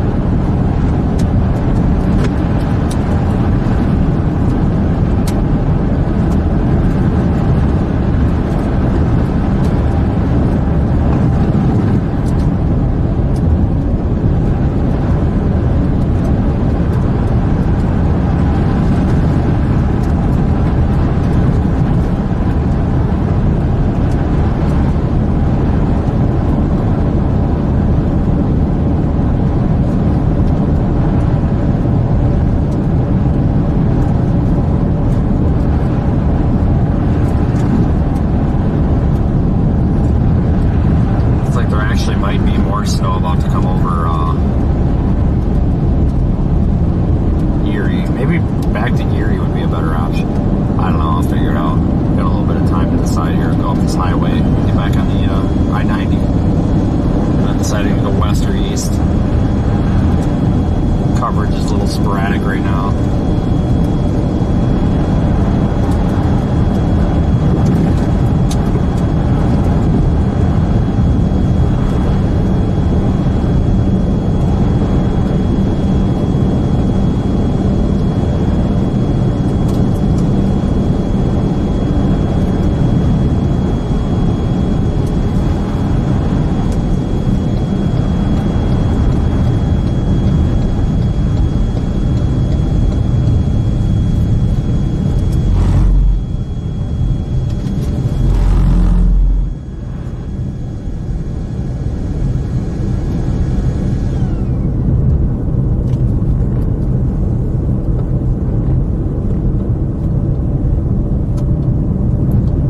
Is so quiet though when it's got snow on it. It's kind of cool.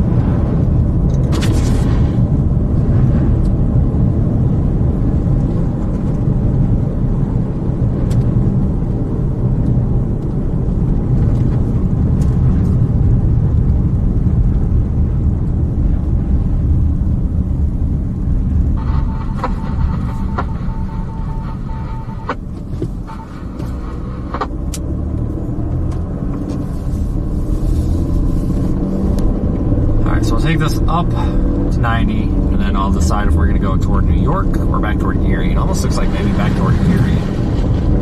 Some more snow dumping there now. I don't know. I'll figure it out.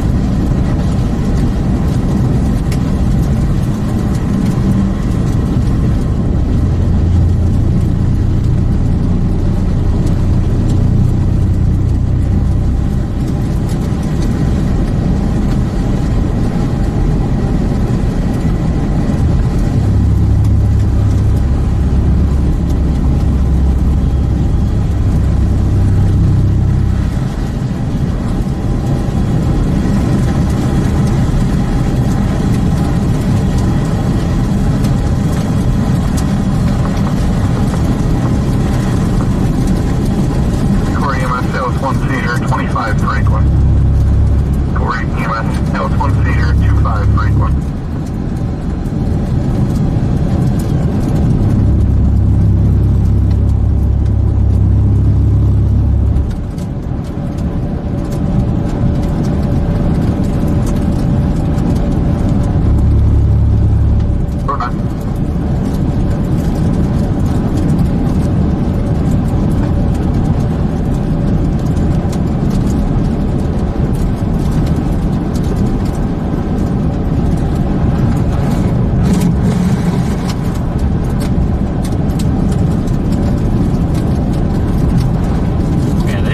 Dumped salt all over this road. It's almost like driving on the beach. It's so salty and sandy. Holy crap. This road should be melted off in like 10 minutes. Oh my god. Must have just dumped it too.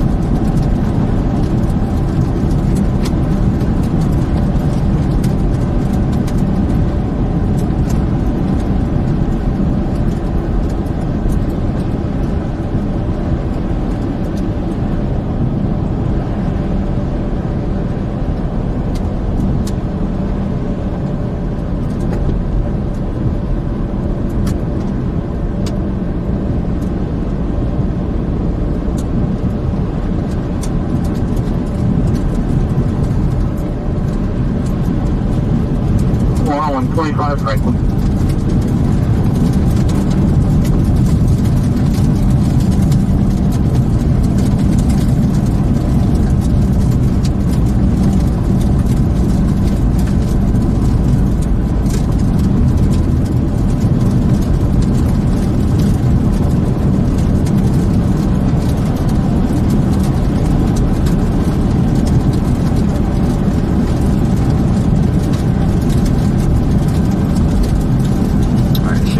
To interstate here.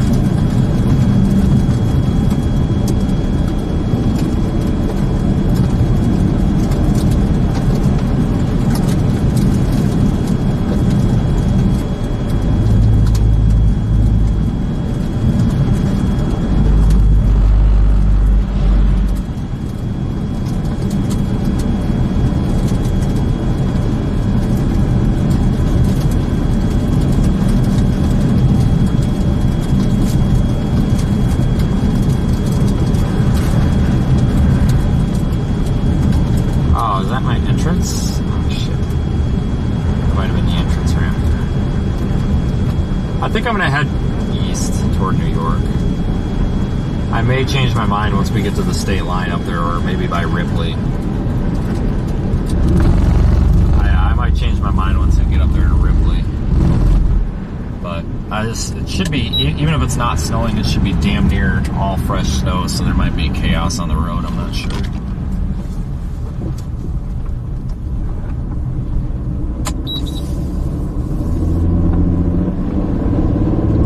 The ramp this time.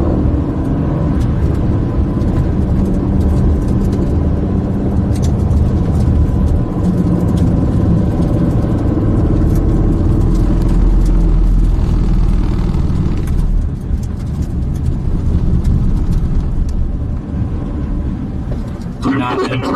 Where the hell are we? This way. Got it.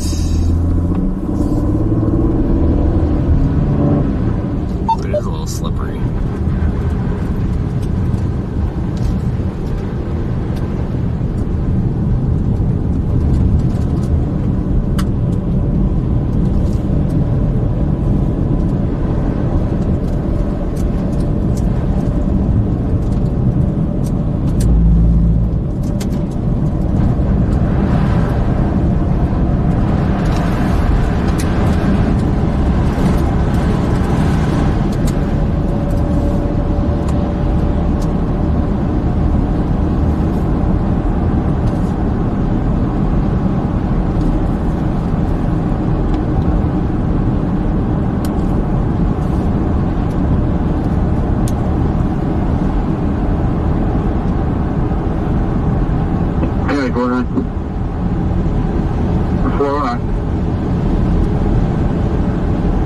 was delivery. I just got another 149. When you're ready.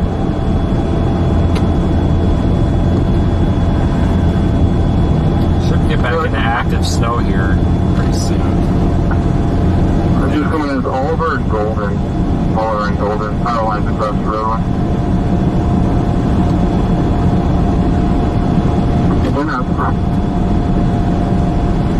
We weren't getting out of St. Louis roadway.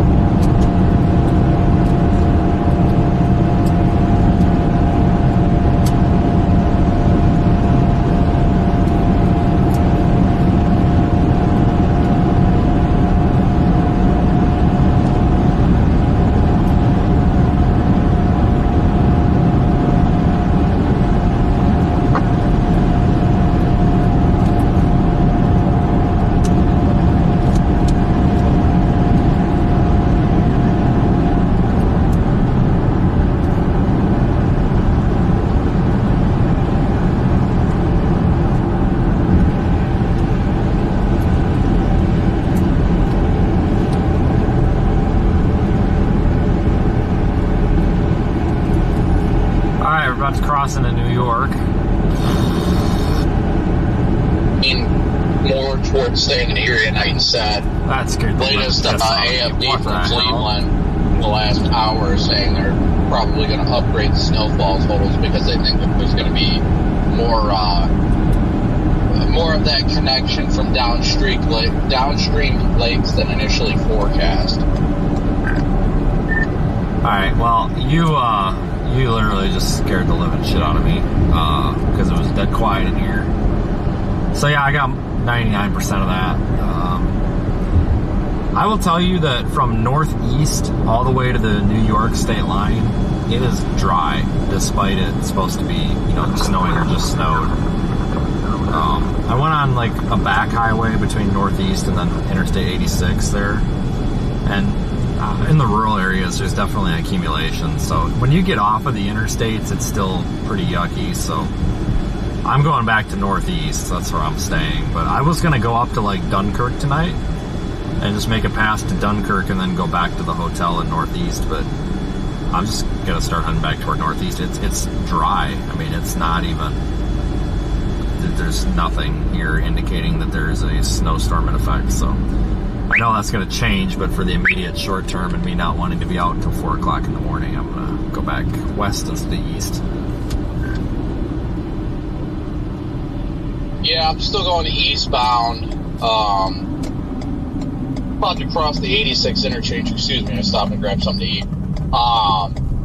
But the way it's looking, I don't know. I'm just having a hard time because I'm trying to balance all the options. I think, at least according to the HRRR, Syracuse is going to be the bigger event. I was talking to Connor about it because me and Connor were both going to head that way. But then as I read the Cleveland AFD and was looking at models, the HRRR is the only model that doesn't depict much snow tomorrow in the Erie area, where models like the Canadian stuff are saying over a foot during the day tomorrow. And the more predominant bands, they're saying that it could be equal to what happens in Syracuse. And the only real reason it makes a difference to me is because of the fact that, Sunday we're probably going to have to be in freaking Missouri or something. So Erie's a lot closer than Syracuse. Yeah, so I'll be honest with you. I would have sat today out if I would have actually looked at the forecast, because last night it looked like a pretty good event. I didn't look at the event until I got basically through Toledo. And when I got to Toledo, I looked at it and I'm like, damn, I should just go home. But I was 6 hours into my drive. It's like, I'm not turning around. That's stupid. I'll go out here and gamble. If it was only another 4 hours, I'm like, if it's a bust, it's a bust. I guess I got a night at the hotel, with a hot tub. But I'm already ahead because I actually was kind of wrapping up a stream. I was able to do a relatively short stream tonight. It was okay, so if it busts, I'm not too worried. But I haven't really been basing this off of the forecast. I've just been basing it off of I'm not going any farther east than Dunkirk. I mean, if this ends up setting up, even in Buffalo, like, I'll go up there, but I'm not going to stay up there. Like, and I'm definitely playing the western side, just totally based on the fact of, there's always that what if, what if the winter storm part of this next system starts to really downtrend and our only option is the severe, well, now you can be going to northeast Texas or vice versa or whatever. So I'm just trying to set myself up so I can get the hell out of here when I want to get out of here, I guess. I haven't even been looking at the forecast, so I don't really have any helpful insight on that, but I'm definitely staying west. No, I'm really on that. I was strictly basing my decision on blasting used off the or then I looked at all the other models and I'm like, a lot of the other models are saying that Erie can be good too, so I might flip a U-turn and go back to Erie tonight. I'm not sure. I just passed the 86 so I don't know, I'm not 100% sure yet. I need to figure it out soon. Connor was on the fence too, and he said that you told him that you're probably not going to sponsor tomorrow, so he's like, if that's true, then I'll probably just stick around here. Well, yeah, just because it doesn't make any sense. These events aren't really a big deal. This is pretty average, especially kind of work day, And when he's not the only one going up there, it just doesn't make a whole lot of sense, unless it's a big event.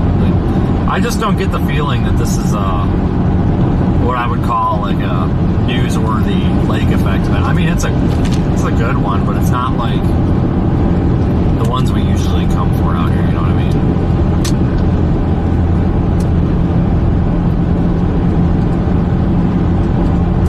Yeah, no, I get it. Just with the latest verbiage from the Weather Service in Cleveland, I really feel like the PA Northeast Ohio stretch is probably going to be just about as good for views than it would be over by Syracuse. So I honestly think I'm probably going to flip around here shortly. Not And then back to Erie to the hotel in Erie for the night.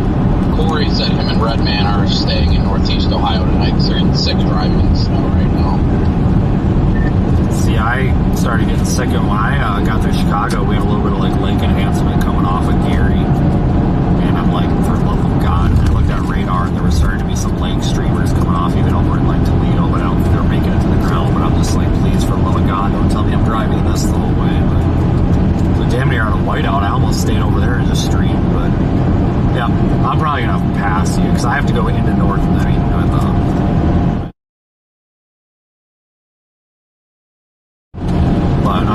find a gas station that's got food. I really don't want to go all the way back to Erie for food, but if I have to, I will. But let's see what I can find here before I call it a night. There's absolutely zero snow from Northeast all the way to Ripley.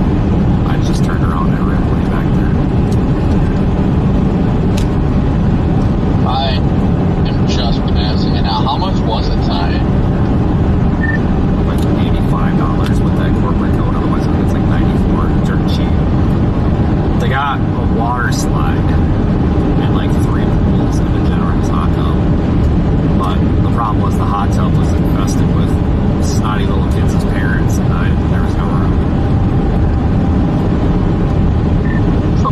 I'm in the ditch right by the exit. I'll flip around to the next U-turn spot I can find.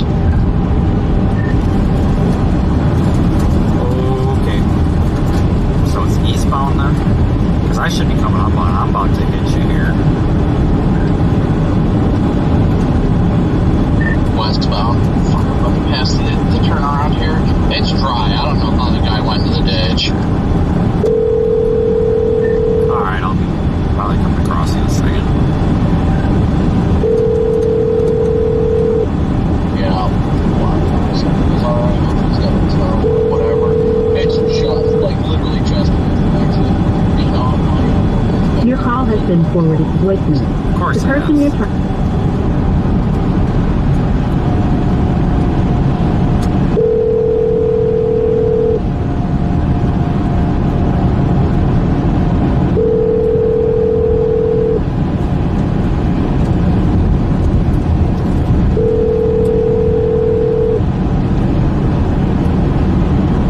Has been forwarded to voicemail. The person you're trying to reach is not available.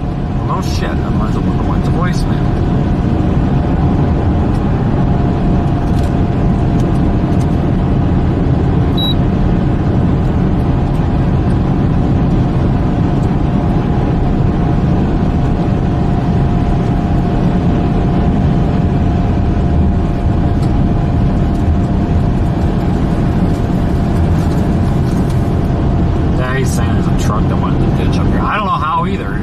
Snow on the road, but you never know.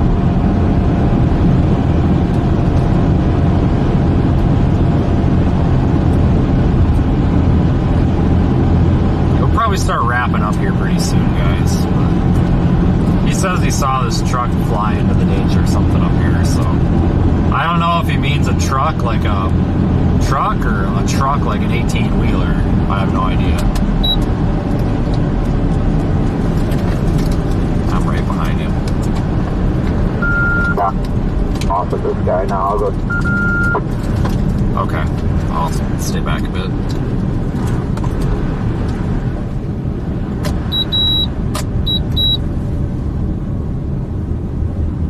No, it's just like a truck. I wasn't sure if you meant like a truck or like a truck. It's 2 different kinds of trucks. You never know.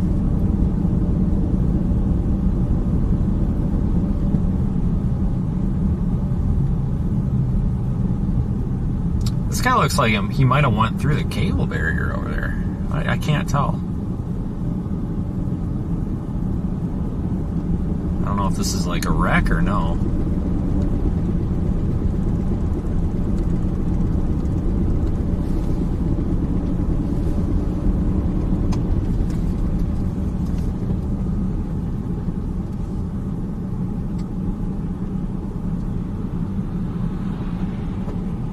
God, he's facing the wrong way and everything.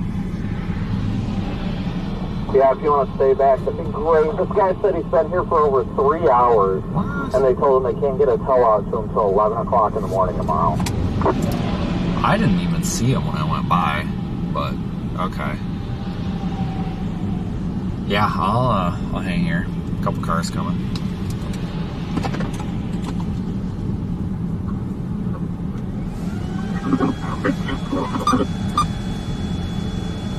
This guy's not even that much snow. I don't know how this guy ended up flip-flopped around like that.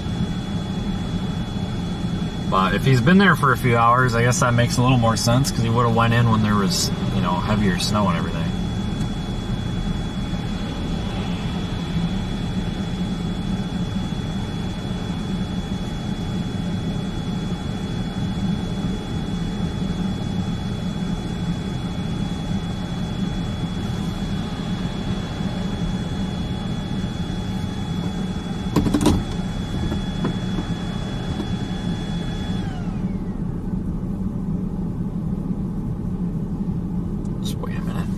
Whatever's happening, I'm under the impression he's pulling him out of the ditch. That's the impression I'm under. I guess I could have asked, but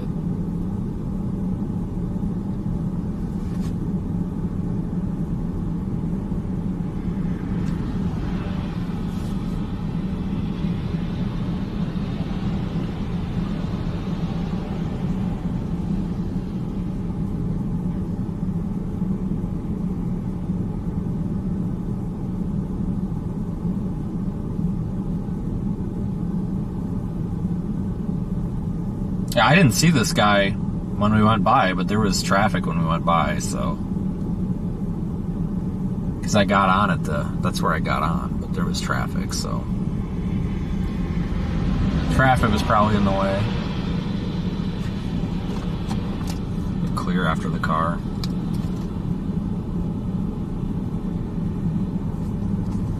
I say it ain't gonna take much to get that guy out of there.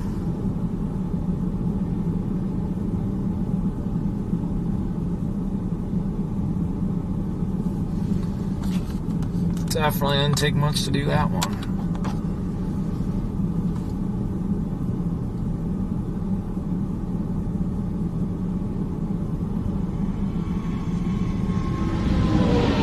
Jesus Christ!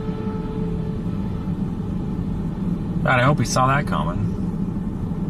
By the time I hit the horn, I don't think it would have been too late for him anyway.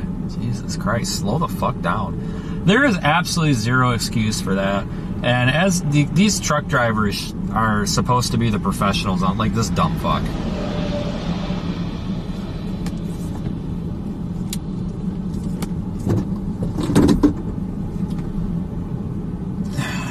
God, that's just ridiculous. Slow down. Did he say if he's U-turning, or is he just driving to this exit? I told him he'd have to flip around, but he might be trying to get closer to you. That way he knows where he can flip around, like see the cars or something. I told him he'll have to flip around, but he's good. But he about got... Jeez, these trucks are ridiculous. He just got back in his truck. I wasn't sure if he thought it was a cop or what his deal was. So I'll try to block the other lane here so he gets the hint. Yeah, he said he's been stuck here for hours. He already paid somebody $400 to come get him, and they said, well, I can't come get you till tomorrow at 11 a.m. And he's a soldier based out of Fort Drum, New York. He's like, I'm staying with my brother right now. I got to get back to the base, and I've been stuck here. Dude, if he don't get turned around, we're gonna get in a pile up. Jesus Christ! All right, we're good. We're good now, man. Is he on a 4-wheel drive? No, it looked like it was only a rear-wheel drive truck. God, people coming up behind me. We're not stopping. I about bailed on him. I about said screw you and went down in that damn ditch. You did it yourself. Holy smokes!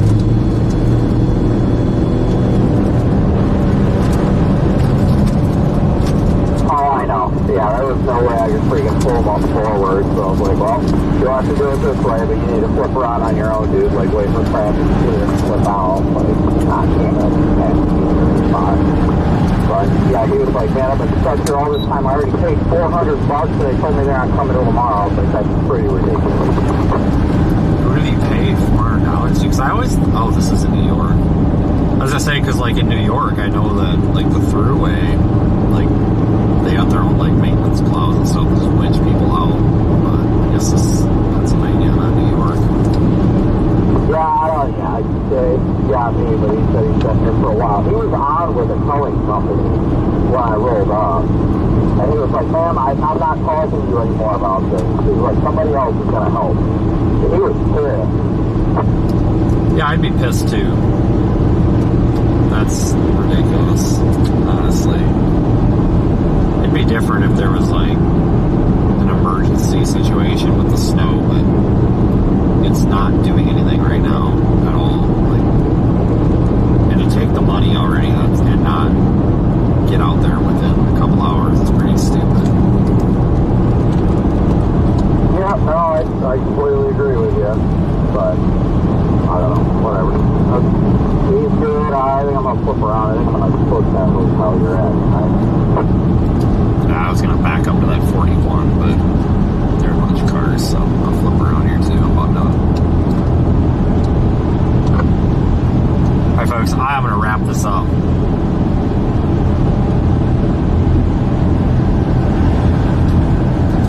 Yeah, coming up here in a minute.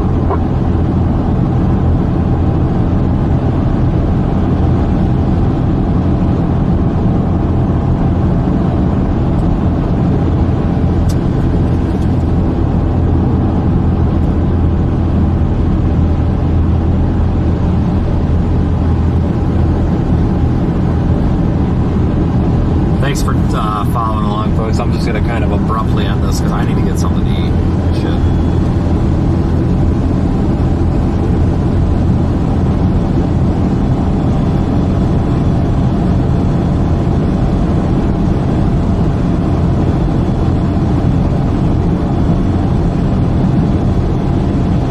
Thanks, folks. Probably see you at some point in the morning. And thanks for making these live streams possible. Have a good night. Stay safe. Whatever else. Yeah. Thanks, guys. Have a good night. See ya.